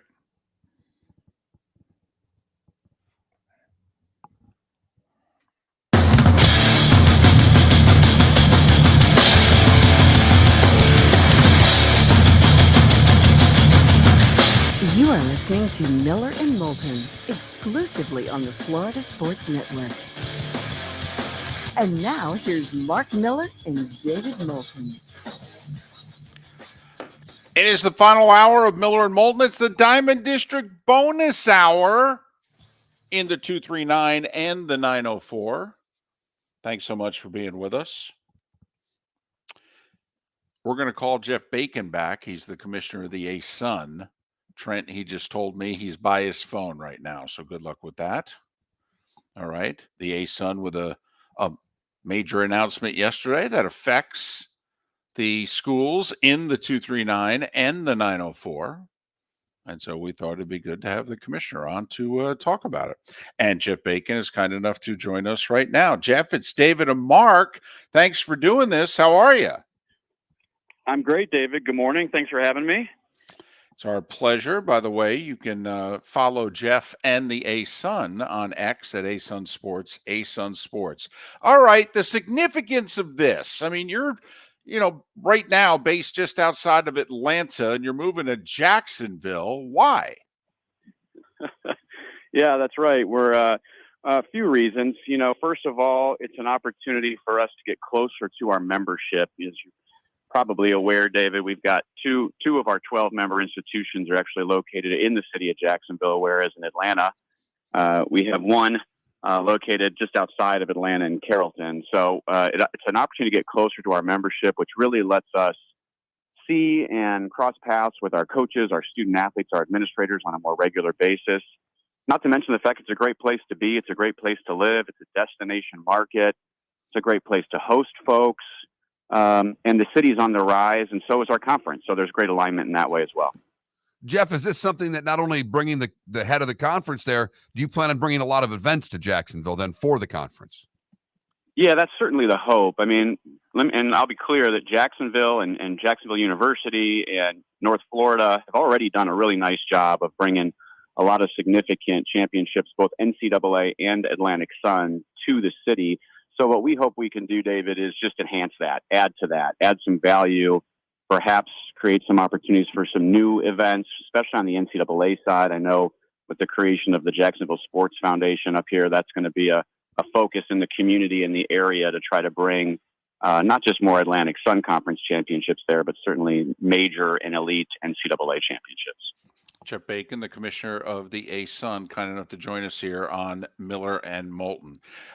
There are 4 of your members, I believe, who play football, and I know the conference has a relationship with the WAC in terms of schools can, get a schedule together and play and all that. But for the most part, the ASUN is a non-football conference and always has been. In this landscape of today, is that a good thing or is that a problematic thing for you? I would suggest that today, it's a great question. I would suggest that today, and I don't know how I'd give you the same answer at a different period of time. I think it's a good thing. And we've got 5 of our 12 play scholarship level FCS football in the partnership with the WAC, as you mentioned. It really provides us a great amount of flexibility and variety in terms of what we provide as a league. I think it's a good mix. I like having a mix of schools. We've got publics and privates. We've got faith-based. We go from Kentucky to Florida and everywhere in between. We've got football playing members, non-football playing members. What ties our schools together is that they're all on the rise collectively. Enrollment's going up. They're in elite parts of the country. They're in popular parts of the country. And they all have aspirations. All of our schools, all of our presidents and athletic directors and coaches, they want to win.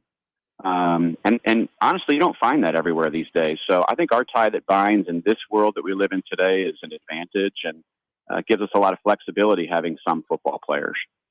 Jeff, when you talk about teams on the rise, the first place my head went, well, teams are on the rise and then they want to move conferences. What do you do as the commissioner to ensure that your membership stays whole and that the conference grows with the teams, not the other way around? Yeah, and some of that's controllable and some of it's not, and that's okay. We live in a volatile world right now where that stuff's happening all the time, and so the first thing we need to do is just be really good at being who we are. Let's focus on the Atlantic Sun Conference. Let's make sure we provide elite experiences for our student athletes. Let's serve our schools at a high level. And let's be proud and bang our chests out in the universe about how good we are and the great things that we've got going on. So first, it starts internally. Some of the external things you can't control. What I tell folks is, if you're an athletic director on a campus, the best problem you can have is you hire a coach who does so darn good they win you a bunch of trophies, and then someone else comes and scoops them away. That's a good problem to have. And I would align that to the history of the Atlantic Sun. This league has done such a good job of cultivating success and allowing schools and programs to achieve high levels of success that other folks are interested in them. And that's okay. That's just going to be part of it. When we achieve great things, it's going to get other people's attention. And we'll manage that and we'll deal with that. And that's okay. We're not afraid of it. But I think we kind of embrace it, to be honest. As commissioner, do you want a behemoth in the conference, if you know what I mean? Like if you go back 15 years in the ASUN, Belmont was the behemoth. Then FGCU, because your number one sport is men's basketball. Then FGCU had their run. Liberty had their run. Is it better for a conference to have a behemoth, if you know what I mean, in a conference like the ASUN? Yeah, I think it depends on where you are as a conference at the time. I'll give you an example. If you feel like your conference is lagging, if you feel like you have membership that aren't necessarily committed at a high level to athletics, and you want to try to boost that, then that can be a great thing. Bringing in a Liberty or a similar type school can help rise all ships to some degree. On the flip side of that, if you've got a league that's doing that without needing to get kicked in the butt a little bit, I don't think that's a good thing for a league. I think the better thing in the long run for a league is to be healthy across the board, to have institutions and teams that feel like they can be successful and win and don't have a huge mountain to try to overcome at the end of the day. So it can be helpful in the right situation, I would contend. But I do think ultimately you're looking to try to create balance across your conference so everybody has a chance. While basketball may be the biggest, baseball may be one of the best sports in the conference. How do you help the schools in the conference to get more bids? When you're looking for NCAA bids, the ASUN has been left out on times that they didn't deserve to be left out. What's your role as a commissioner to try to get more bids for your teams? The constant debate with everyone in college athletics has how to do that. I think our job is to, what I would say, maximize their opportunity for success. I'm not going to directly make folks better.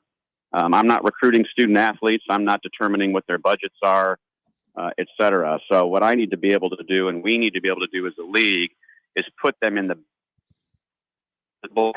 their opportunities for success. That's a broad statement. What does that mean? Well, let's create scheduling opportunities. In men's basketball, I'll give you a little bit of an advanced tip. We're about to announce, I would consider a major partnership in the basketball space that elevate our scheduling and give us some great games and create opportunities for our schools to win home games in men's basketball. So we can do those types of things.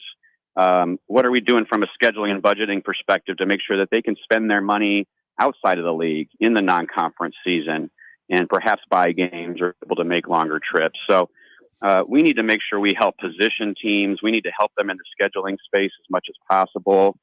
And then we need to encourage each other and find ways to incentivize our programs to win. And you can do that a lot of different ways, but at the end of the day, if we can incentivize folks to invest in their programs and to achieve success, that's our role. Do you think there's a conference you could align with maybe for a tournament? You know how the big boys, do an ACC Big Ten type of thing. Could you maybe call the Sun Belt or the Colonial and say, hey, how about if, we spend 1 week a year and cycle? How's that? Keep your eye on the news cycle here in the coming weeks. Okay. All right. Good deal. Yep. Jeff, thanks for making time for us. We appreciate it. Congratulations on the announcement, and hopefully we can cross paths. No, thanks so much. Appreciate you having me. Good to talk to you. Jeff Bacon's the commissioner of the ASUN. They announced they're moving. Their headquarters have been in Georgia forever. They were in Macon for a long time. Then they moved to, Atlanta. And, when Mercer left the conference, it was a little awkward to have your corporate offices in Macon, the home of Mercer. Then now that Kennesaw is leaving the conference here in about 3 weeks, would have been a little awkward to be in Atlanta and not have a member in Atlanta. So now they're moving to Jacksonville. Jacksonville and North Florida have been in the conference seemingly forever. You got Stetson 2 hours away. You got FGCU 5 hours away. Okay. Look at you nearly breaking news there. Yeah. Putting him on the spot, and he didn't have an answer for you, and he just said, watch the news cycle. So something's in the works. So, it's smart. I mean, they got to play games that might interest people and might look pretty good on a piece of paper when teams are debating, whether or not somebody should get a better seed or, get a bid. And the league has a scheduling problem on the whole. Just getting home games is difficult for ASUN teams in basketball. So it's a coup for the conference if they can pull it off. So Kennesaw State leaves West Georgia, about 50 miles west of Atlanta, Carrollton. It's actually been a big D2 school. They've had 12,000 undergrads and what have you. So they've been wanting to go D1 and they're joining the ASUN. So it'll still be a 12-team league going forward. So West Georgia, huh? West Georgia. Correct. Uh-huh. So you got the 4 in Florida, you got West Georgia, in North Alabama. You got 2 in Kentucky, got 1 in Tennessee, just 2 in Tennessee, actually. So, there you go.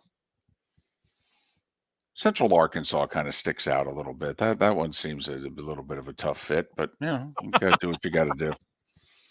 Well, I'm just thinking about, if I have to fill in and do some games again, how many miles do I have to drive? If it's 500 or less, that's okay. But, you start getting to the 850-mile, day trips. That's a long day. It is. Especially after doing the show. Do the show, get in the car at 10:30, go 850 miles. Getting in that hotel about midnight. Leisurely drive, David. Just a leisurely drive. That's what some have said in the past. Yes. Never thought of Georgia as an east-west state. That's why I'm having trouble with West Georgia. That's why I've not back to it. That's fair enough. The Wolves, by the way. Hey, we're big on nicknames on this show. Though it's the West alliteration's Georgia. good. The West Georgia Wolves. Yes. So earlier in the show, we were talking about what is the Utah hockey team going to do in the NHL. So people like Yeti. They do. The Utah Yeti or the Utah Yetis. But looks as if they're going to play this year nameless. Utah HC. Located on the East Trail, locally owned Naples Tiki Bar and Grill is an outdoor eatery next to the Hitching Post Shopping Center. Island-inspired food with a true tiki theme. The best place in Naples to enjoy the beautiful weather in Southwest Florida. The Naples Tiki Bar and Grill offers a great menu for dine-in or takeout. Enjoy our famous pulled pork, huge burgers, and tiki bar cocktails. Don't miss happy hour every day from 3 to 6 and live music 7 days a week. See you soon at the Naples Tiki Bar and Grill, 11498 Tamiami Trail East. Visit Jason and Todd at the Diamond District. Hi, I'm Jason. And I'm Todd with the Diamond District. I believe in complete transparency. If you're shopping for diamonds in Naples, you're paying too much. If you're shopping in the Cape or Fort Myers, you also won't see the selection you deserve to have. If you're online, there's no human connection, and you won't know if your diamond is beautiful or not until it shows up in the mail. Just because it's GI certified doesn't mean it's brilliant. There's so much more to a diamond than its cut, color, and clarity that makes it beautiful. Visit us at the Diamond District for a non-commissioned and educational presentation and quit paying more in Naples or buying blind from the internet. The Diamond District has the rarest diamonds from half carat to 10 carats. You won't find a bigger selection or better value. And you won't find a better buying experience. Jason and I are in the store nearly every day, and we look forward to shaking your hand and welcoming you to our Diamond District family. At the Diamond District. Mark Miller for Molly Maid. Why Molly Maid, you ask? Trust. Moulton was a customer for 15 years. Affordability. Didn't I just say Moulton was a customer for 15 years? Worry-free services. Our professional house cleaners are fully insured and a 24-hour warranty. Call Molly Maids today at 239-774-5839. That's 239-774-5839 or online at mollymaid.com/FTMYERS. That's mollymaid.com/FTMYERS. You were listening to Miller and Moulton on the Florida Sports Network.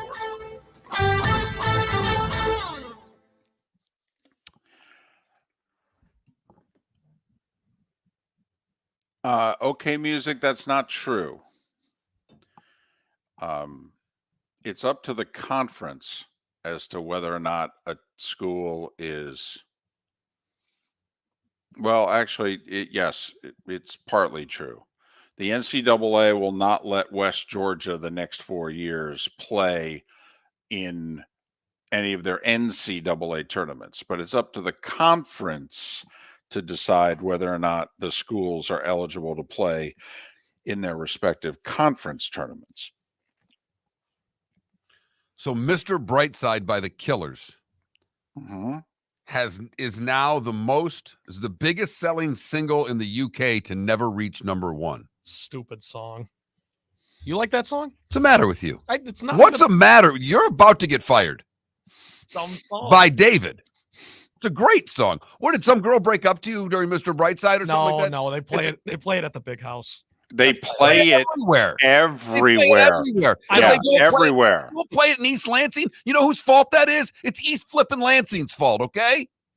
No, I'm just telling you. That's why I hate it. I'm not But gonna they lie. play it everywhere. And you know what everybody does when they play it? They sing it. You know why? but It's a great song. Not a good song. It's a great song. It's the big house's thing. Like it's not. It's a thing.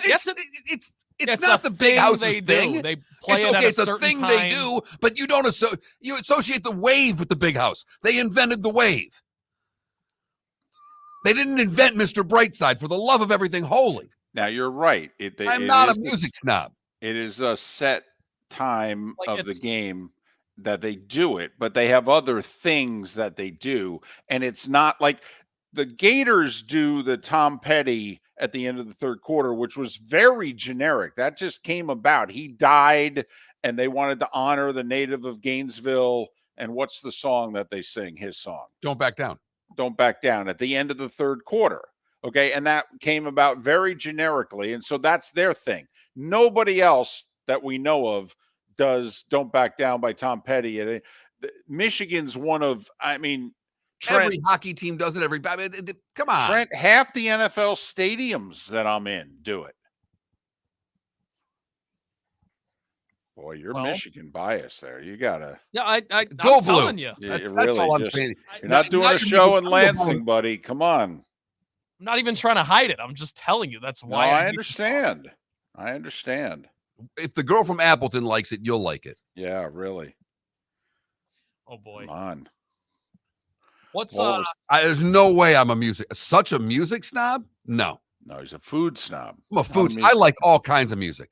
I was laughing my ass off the other day. I went from like Frank Zappa to Nas to like Nas. Jimmy Buffett in 3 songs on my playlist. I'm like, no one's all over the map like this. I saw Nas in a 2,000 seat venue in Grand Rapids, and he was amazing. No show, no stage set, just him with a microphone rapping his butt off for. You mean Nas Reed at the T-Wolves? No. Yes, that's exactly what we mean. Okay.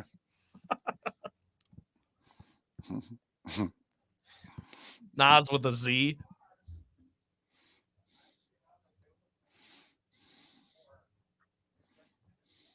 I think there might have been an Adele in that list too. I was just laughing. I went for a walk. I just play my songs unless it's jazz or a Christmas song. I fast forward. Everything else I just let go. And I was like, this is all over the map. All good stuff.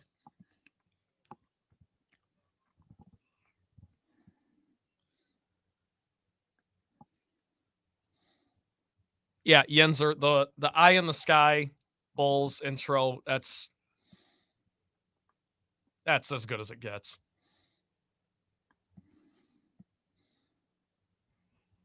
And I dislike the Bulls almost as much as I dislike Michigan, but it's awesome. That is iconic. Iconic. Yeah. That is.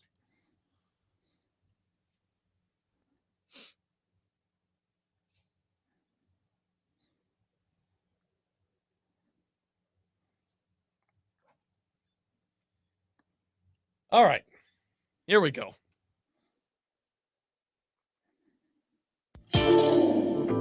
Welcome to the bonus hour, brought to you by Jason and Todd at the Diamond District. And now, here's Mark Miller and David Moulton. Boy, that got heated during the commercial break there for a couple minutes. Whoo-wee! Another reason, twitch.tv/Miller and Moulton. Never know how this show is going to detour and what it's going to detour about. But man, oh man, Mr. Brightside just it's a good nearly got someone fired. And man. And you stayed calm. You're the bigger Killers fan out of the two of us. And it's not close. You've seen them a few times, I believe. I have. Yes. It's daughter and I. That's our thing. Whenever the Killers are around, we go to just the two of us, by the way. Okay. Just we keep our respective spouses away. That's our thing. We do the Killers. Yeah, I didn't know that. Maybe I would have been a little easier on the side. You wouldn't have been. No. You wouldn't have been. Well, Okay, that's a cool thing to do with your daughter. That's cool. Well, okay. But no, you hate the song. And why do you hate the song? I hate the song because it's played at the big house. Oh, if that's the case. Oh. Even though it's played. Forbid. And when they play it and everybody sings, it's cool as you know what. That's a jealousy thing because totally it is. It totally is. I'm not hiding from it. Do you hate Sweet Caroline? Because that's played. I have to admit, Mark, when we were growing up, did they play Sweet Caroline anywhere except your living room and my living room with our mothers playing it? Outside of Hot August Night, the double live album that my mother live from the Greek or all whatever. The time. Right. Yeah. I never heard Sweet Caroline anywhere but my mother's living room. Well, isn't that a Fenway Park thing? Yeah. And then all of a sudden, it's a Red Sox thing. And now all of a sudden it's a thing everywhere. It's like, wait a minute. It's a Jim Beam commercial, for crying out loud. Yeah, people were calling in Neil Diamond to come and sing the song and place it. Just a minute and a half of that song, and he was getting paid. Like, when did this happen? When did this become a thing? I'll tell you So- what, one of the best traditions in sports, and I'm dead serious, is Virginia Tech running out to enter Sandman. Absolutely. That crowd goes insane. They lose their mind. Absolutely. And, Yinzer points out in our Twitch chat room, if you've been to a Steelers game at the end of the third quarter, they play Renegade by Sticks. Oh my God. Can I tell a quick story? So my family and I went and saw the Lions play the Steelers in Pittsburgh, and they played Renegade when they typically do. But once a year, they do what's called double Renegade. They play it twice, and the crowd goes insane for the second one because, they only do it like once a year. They did it against the Lions, and we were winning the game. And then Jim Schwartz decided to do a fake field goal for whatever reason, and they hit the double Renegade and the Steel. So I hate that song too. Double Renegade. And the song, come on, it's an okay song. It's not a great song. It's not an iconic song. But in Pittsburgh, when they play it and the towels start going, it's awesome. That song scarred me as a 13-year-old. No, rooting for the Lions scarred you as a 13-year-old. Yes. Let's be Yeah, serious. really. I know. He's blaming double Renegade for the Right. scars. I mean, no. Yeah, a little misguided there. You really are. That game, too, the Steelers wore their Bumblebee throwbacks. Which, come on. You can't name 3 worse jerseys in all of sports than those. All right, I'll Bumblebee try. jerseys. Good luck. I'll try. Good luck. The Packers alternative. Oh, those are terrible. Well, you can't ask Trent. I mean, anything No. about the But Packers. that Packer. He said it. That worse? You honestly think it's worse than the Bumblebee? I said I'm trying. The Vancouver Canucks V's from the late 70s, early 80s when they went to the finals against the Islanders? Yeah. I mean, they're ugly. But they're ugly, but are they hideous? I mean, the Bumblebee uniforms are hideous. They really are. And I always ride the train to the game. My mother-in-law's place in Pittsburgh is right by a T station. So we always take the train down to the game. It's simple and easy and wonderful. And whenever someone gets on the train, because they all have a jersey on. Right. They do. Every stop you make, you're picking up more people and they're all wearing jerseys. And then all of a sudden someone gets on with a Bumblebee. And every time, David, I just shake my head and go, they made the choice to purchase that. I know. Of all the Steelers jerseys they're going to purchase, they purchased the Bumblebee. Trent, if you ever get the chance, South Carolina Gamecocks run onto the field to Sandstorm. It's worth the price of admission. All right. It is cool. Night games in Columbia are fun. Yeah, I'd put it up there with Blacksburg. I really would. The pregame at Columbia, the 15 minutes before kickoff, I really would put it up there with Blacksburg. Now, it ain't Baton Rouge, okay, but it's good. It's really good. Even Mark saw a dog of a game, scoreless going to the fourth quarter. But even Mark had to comment, leading up, it would have been nice to get some points. But the 2 hours before, no points was pretty good. Renegade. Oh. Double Renegade. No, in the Bumblebee jerseys. Double Renegade Bumblebee jerseys. That Bumblebee jerseys, honestly, they're so bad. I mean, they're to the point, if my daughter brought home a guy in the Bumblebee jersey, I'd look right at her and go, I'm not paying for this wedding, just so you know. I mean, he may be the greatest guy in the world and all that, but I'm not, no way am I paying for this one. I wonder if there's been a Pittsburgh wedding where all the groom and the groomsmen wore the Bumblebee jersey. Golly. Because you've got to figure there's been a Pittsburgh wedding in which the groomsmen and the groom all wore Steelers jerseys. I would bet large sums of money that's happened before. Thankfully, you warned me. I think it was last year we did a Steelers game, and you said, David, be prepared. Never per capita more jersey-wearing fans than a Steelers game. And we walked where the hotel was. It was like a mile or so walk over a bridge and what have you. And I said, oh, great, I'm going to put Mark's theory to work. And you're right. I mean, you wanted to walk up to somebody who didn't have a jersey and say, everything okay? With you? Yeah, I mean, I almost thought it was a condition upon entrance to the stadium. Like me and Bill and Ed were kind of like, I hope we have our credentials because we don't have a jersey, and I don't know if they let you in without one. And my wife has like 3 Steelers jerseys because she has one that she can wear over a jacket for when it's wintertime. Oh, jeez. You know, the larger size. And then she's got one that's more form-fitting for the fall games, the nice weather games. She has a one that's so big she wears it over the winter jacket. Yeah. Are they both Heath Miller? No, I think it's a Heinz Ward? No, Joey Porter, I believe. Oh, wow. He's Colorado State guy. She went to Colorado State. Oh, gotcha. Because I was going to say, was that her pregnancy jersey? And then she now says that, oh, it's what I wear over my jacket. But no, this was purchased long before I was in the picture. Oh, okay. Multiple Pens jerseys, too. He's even got a blue Pens jersey. Think about that planning. I need a jersey. What size? Well, I need one for the games in December to wear over my jacket. I mean, do you have tarp? Do you have manatee? Is manatee a size? I need a manatee. I mean, seriously. Wow. It's impressive that she even thought of it. No wonder she's a doctor. Man. And thank goodness for that, because that's how I can continue to do this show. No doubt about it. Someone's got to pay the bills. That's This right. show sure as hell isn't. Reminder that advertising opportunities are available with Miller and Moulton. Please text the show at 21,000. That was smooth, wasn't it, ladies and gentlemen? It's a pro right there. So what do you say? We got good, bad, and ugly. And hey, we missed betting on a doubleheader yesterday. So let's get our heads out of and bring our A game for this last segment, okay?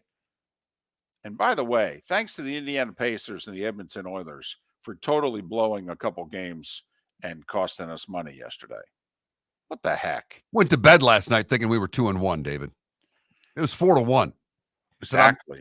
I'm done. I can't do any more hockey tonight. So good, bad, and ugly. What's on tap? Today was the day when. Final thoughts, a pick or two. All right. A boost, a sprinkle, and a double renegade. Located on the East Trail, locally owned Naples Tiki Bar and Grill is an outdoor eatery next to the Hitching Post Shopping Center. Island-inspired food with a true tiki theme. The best place in Naples to enjoy the beautiful weather in Southwest Florida. The Naples Tiki Bar and Grill offers a great menu for dine-in or takeout. Enjoy our famous pulled pork, huge burgers, and tiki bar cocktails. Don't miss happy hour every day from 3 to 6 and live music 7 days a week. See you soon at the Naples Tiki Bar and Grill, 11498 Tamiami Trail East. The waterways of Naples are a beauty to behold, and the Bayfront Inn has multiple ways for guests to enjoy the water and have some fun. Gather your family and friends and enjoy a leisurely day on the water with a pontoon or deck boat. If you prefer to explore the waterways without a motor, the Bayfront has canoes, standboards, and kayaks. At the end of your journey, enjoy lunch or dinner at the Bamboo Tropical Bar and Grill. The Bayfront Inn. Something for everyone. On 5th Avenue in Naples. The law firm of Michael F. Hornung specializes in criminal defense, DUI, personal injury, nursing home claims, and auto accidents. I'm a former prosecutor with over 34 years of experience. The information I know is information you need to know. If you've been arrested for a DUI, time is of the essence to maintain your driving privileges. Call the law firm of Michael F. Hornung for a free consultation. At the law firm of Michael F. Hornung, we are committed to excellence in your representation. Being a local attorney with local knowledge is clutch to the success of your case. For over 30 years, we have successfully represented the citizens of Southwest Florida. For a free consultation, call 239-437-0095. That's 239-437-0095. Our offices are conveniently located in Fort Myers. Visit online at mfh-law.com.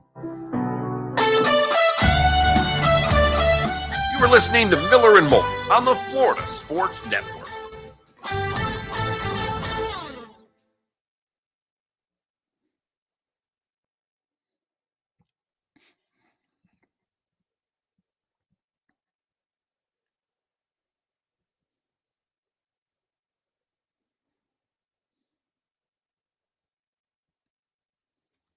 So I know you guys probably won't watch it, but that video I just sent you, that's right after Double Renegade.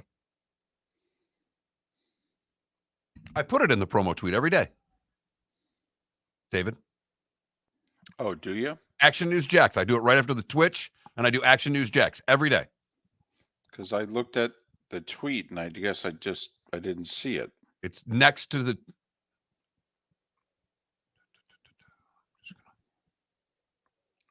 It's right after twitch.tv/Miller and Moulton, and then I put at Action News. Oh, Jax. yeah. Every day. That's weird. Always in the same spot, too, because it's video. So I put it next to the TV one, not the radio one.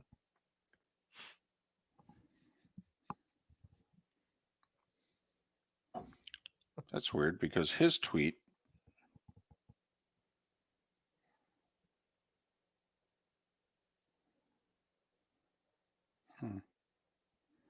Yeah, it is. It's funny. First time I looked at it, I didn't see the last one, Action News Jax. Prison. Right. I have my glasses on. I will say, oh my goodness. So my wife, and Mark, I don't know if your wife's into this, and maybe you both are, but obviously you go to the bathroom. I mean, you wash your hands. Now, I always wash my hands. I don't always use soap. Okay. But I always, rinse my hands off.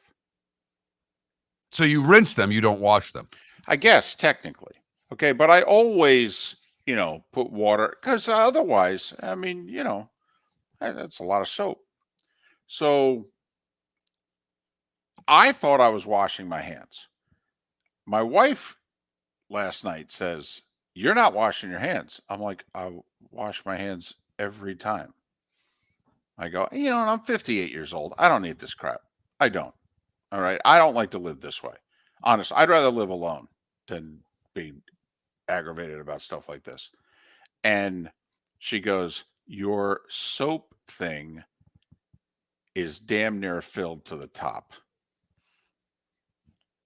And I go, "Yeah." And she goes, "That's proof you're not using soap." And I go, "Well, didn't we just get a new one?" She goes, "No, I got a new one. You didn't." I go, "Oh." She goes, "You're not washing your hands." I go, "Well, if I turn the water on and I put my hands under the water for like 10 seconds. You're rinsing them. Okay. All right. But to me, really? Car wash? Okay. If you put water on your car, that's not washing the car? No, it's a rinse. It's not Okay. washing. All right. So apparently, that's the definition. So now, right. So now I got prison and the, washing of the hands all on the same day. You know what you should do today? Go get a haircut and see if she notices. I am. Don't laugh. I'm doing it right after the show. I got one at 2:00 today. Yep. I'm getting one. See at which 11 wife a.m. notices. See which wife notices the haircut. And then you know what I'm going to do? Okay. I'm going to 8 times tonight while we're watching TV. I'm going to go to the kitchen sink and wash my hands with soap. You only need to do it once. Nope. I'm going to do it every commercial break. I'm going to get up. I'm going to wash my hands. Trent's about to fall over there. He is beside himself. That's what you have to look forward to, young man. That's what it comes down to 30-something years from now. Oh, you raised your kids. You sent them out into the wild. All right. Quote, "I'm 58 years old. I don't need this crap." I don't need this crap. Nope, I don't. And I have no problem telling her, too. I go, "Listen, I'd rather live alone. If you're going to be like this, I'd rather live alone." Okay. I don't know how much time we have left, but I'm just saying it ain't going to be like this. That's all I'm saying. Wash your damn hands. Apparently so. That's what she said. So. Oh my God. Okay, I looked right at her last night and said, "I'm leaving town Friday." Okay.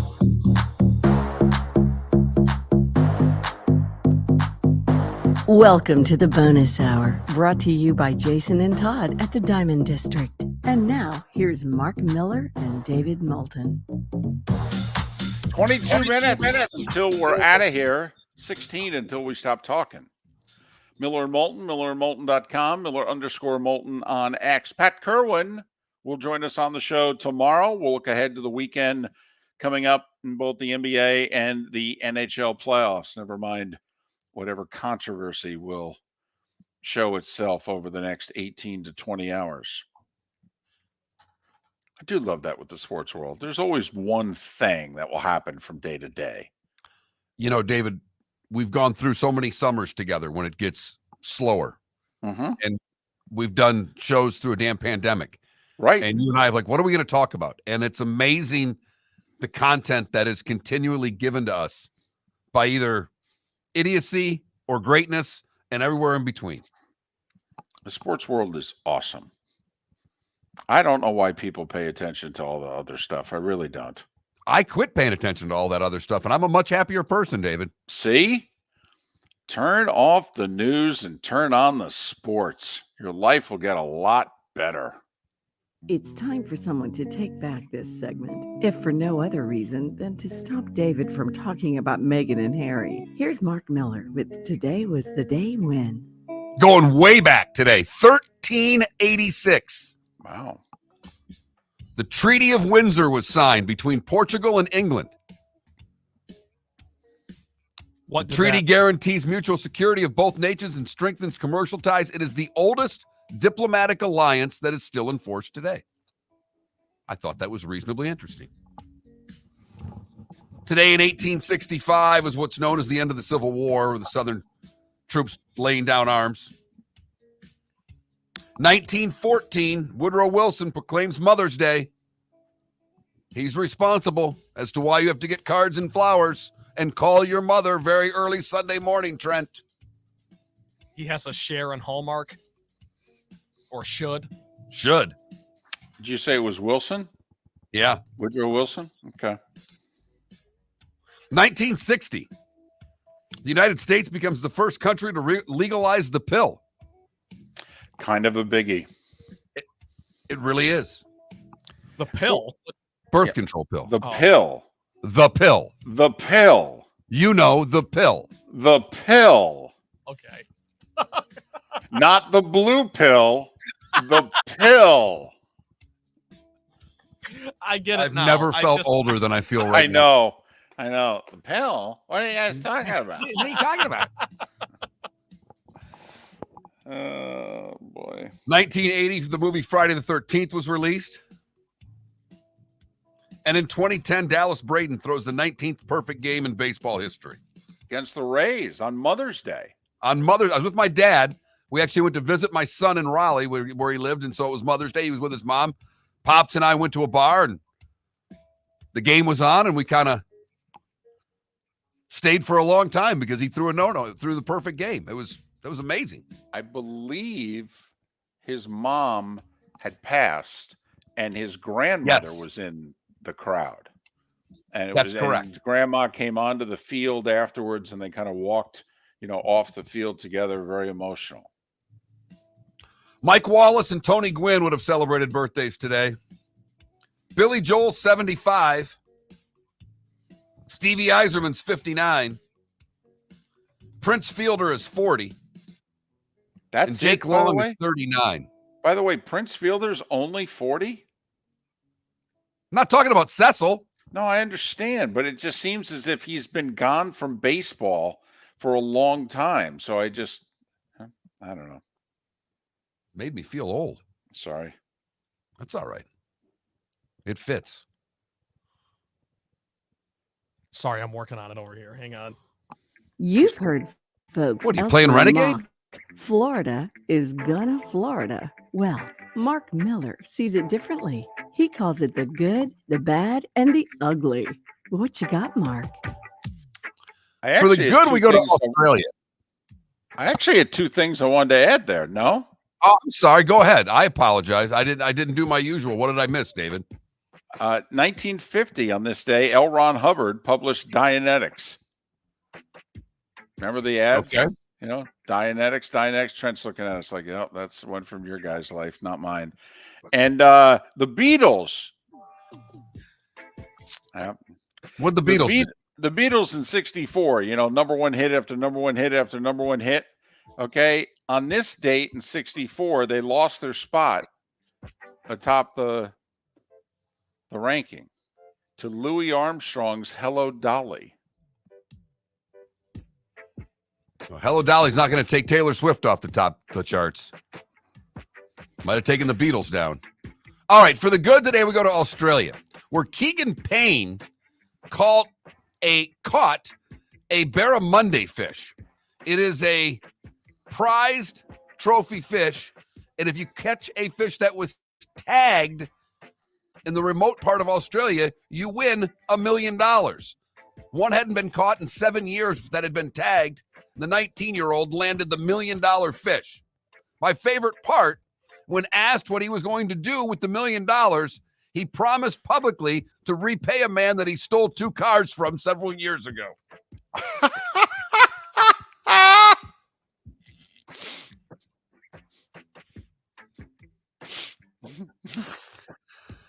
For the bad, we go to Cape Coral. And I usually don't get into stories like this, but I couldn't help it. Brett Dahl's a jerk. He broke into his ex-girlfriend's home and pushed her. There's nothing about that makes it funny. But the one thing he did that I couldn't avoid in putting him in the good, bad, and ugly is that he smashed the woman's fish tank and flushed her fish down the toilet during a spree of destruction at her residence. He killed her fish? Killed her fish. He flushed the fish. Wow. You're so bitter about the breakup, you're killing her fish. Not only that, imagine how much water. I mean, you're smashing a fish tank. Causing a mess. And finally, the ugly. Prosecuting him to the fullest extent. Absolutely. We go to Newton Township, Pennsylvania, where a Delaware County mother is in trouble for doing a little drinking at the ball field. She was at her son's Little League game. Oh, boy. And the 41-year-old mother was arrested for several charges, including driving under the influence. She got caught doing so when she was moving her vehicle in the baseball field parking lot and hit her own 7-year-old son with the car. Oh, for goodness sakes. She didn't realize her child was not in the car. When she hit her 7-year-old, he suffered an injury to his ankle. He will be okay. Mom, on the other hand, is in a mess of trouble. That, David, is the good, the bad, and the ugly on today, May the 9th, 2024. Not only is mom in trouble, but, now the team is probably going to be missing their shortstop for a couple of weeks. It's a calamity.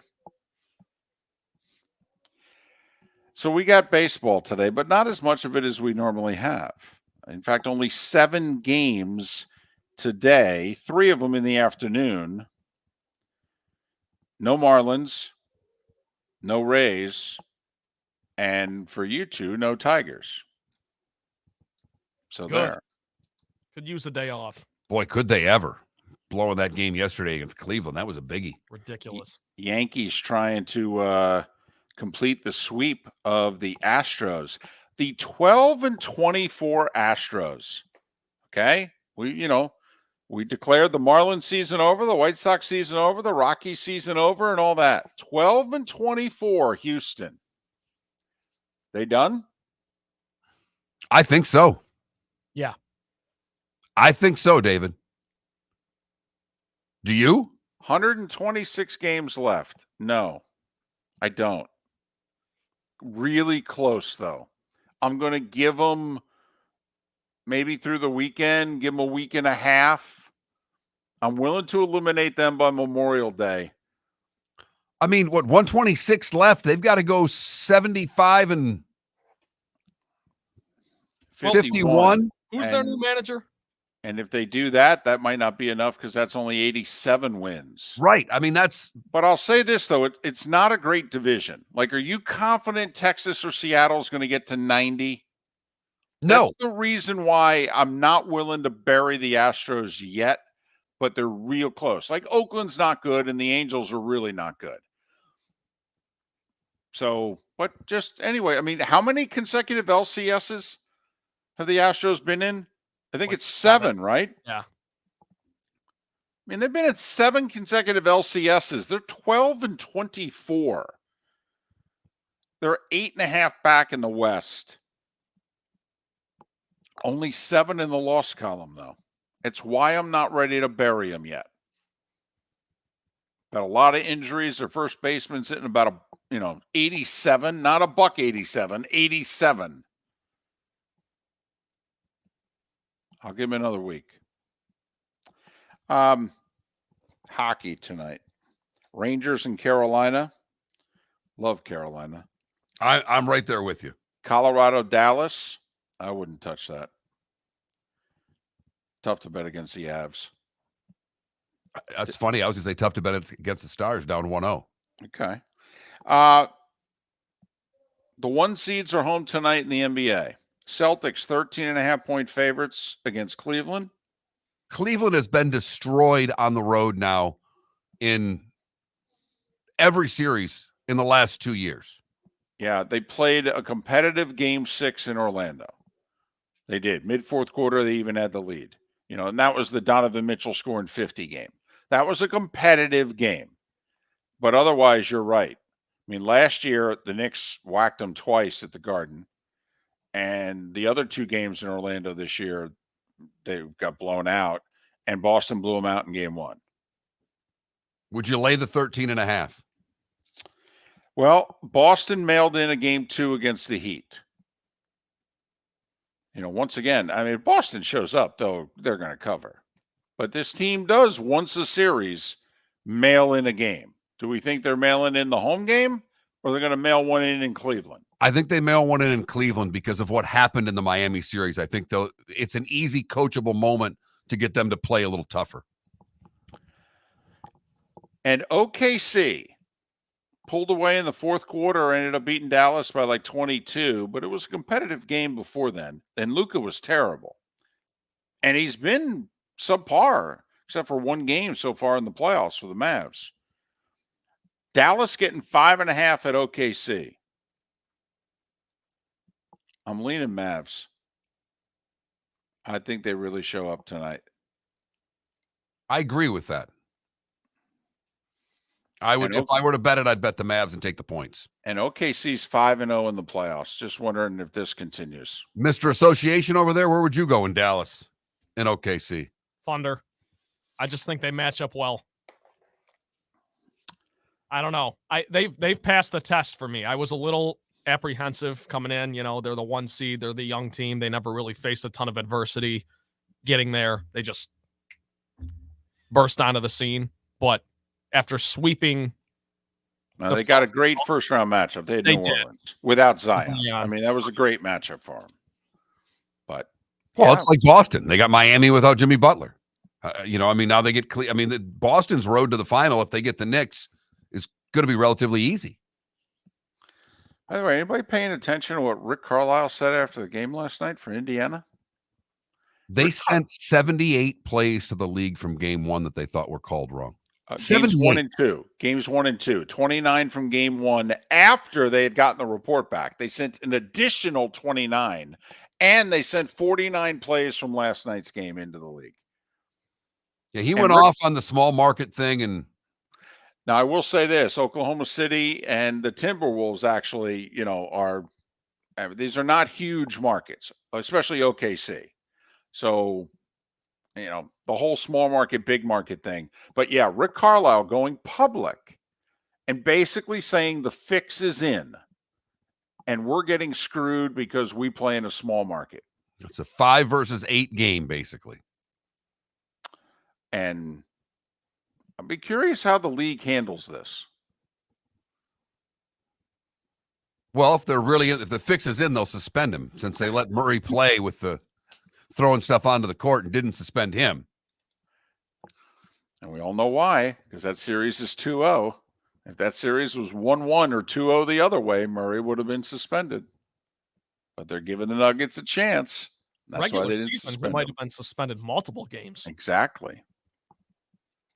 Vote in our poll questions. Would you lose more of, pens or socks? And should the MVP be a regular season award, or should the playoffs be factored in? Those are our 2 poll questions. Miller and Moulton, thanks for listening. We'll talk tomorrow. Hello, friends and family of Southwest Florida. Are you looking to tap into the electric vehicle market? Well, look no further, because we here at Southwest Florida Golf Carts have just what you need. E-bikes, golf carts, LSVs, scooters, and more. Come down and talk with one of our experienced sales reps, have a soda and a smile, and you could be cruising the streets in your new EV today. Stop by the store or visit our website at flgolfcarts.com and enter for a chance to win $100 off your next purchase by answering John's monthly sports question. Visit Jason and Todd at the Diamond District. Are you looking to make this Mother's Day unforgettable? Jason and Todd with the Diamond District are excited to help. This year, she'll get the ice and you'll get the cooler. A premium Yeti cooler valued at $300. With their stunning selection of fine diamond jewelry and exotic gemstone jewelry, you'll be sure to find the perfect gift that will help make this Mother's Day special. And with your purchase of $1,800 or more, you'll receive a free premium Yeti cooler valued at $300. Whether you're already part of the Diamond District family or will be meeting them for the first time, you'll fall in love quickly with their selection, quality, value, and experienced non-commissioned team. Jason and Todd are in the store nearly every day and are excited to hand you a premium Yeti cooler when she gets the ice. Visit Jason and Todd with the Diamond District this Mother's Day week from the 8th through the 12th to receive your Yeti cooler with a purchase of $1,800 or more. Jason and Todd look forward to shaking your hand and welcoming you to the Diamond District family. At the Diamond District. The law firm of Michael F. Hornung specializes in criminal defense, DUI, personal injury, nursing home claims, and auto accidents. I'm a former prosecutor with over 34 years of experience. The information I know is information you need to know. If you've been arrested for a DUI, time is of the essence to maintain your driving privileges. Call the law firm of Michael F. Hornung for a free consultation. At the law firm of Michael F. Hornung, we are committed to excellence in your representation. Being a local attorney with local knowledge is clutch to the success of your case. For over 30 years, we have successfully represented the citizens of Southwest Florida. For a free consultation, call 239-437-0095. That's 239-437-0095. Our offices are conveniently located in Fort Myers. Visit online at mfh-law.com. Mark Miller for Molly Maid. Why Molly Maid, you ask? Trust. Moulton was a customer for 15 years. Affordability. Didn't I just say Moulton was a customer for 15 years? Worry-free services. Our professional house cleaners are fully insured and a 24-hour warranty. Call Molly Maids today at 239-774-5839. That's 239-774-5839 or online at mollymaid.com/FTMYERS. That's mollymaid.com/FTMYERS. You were listening to Miller and Moulton on the Florida Sports Network.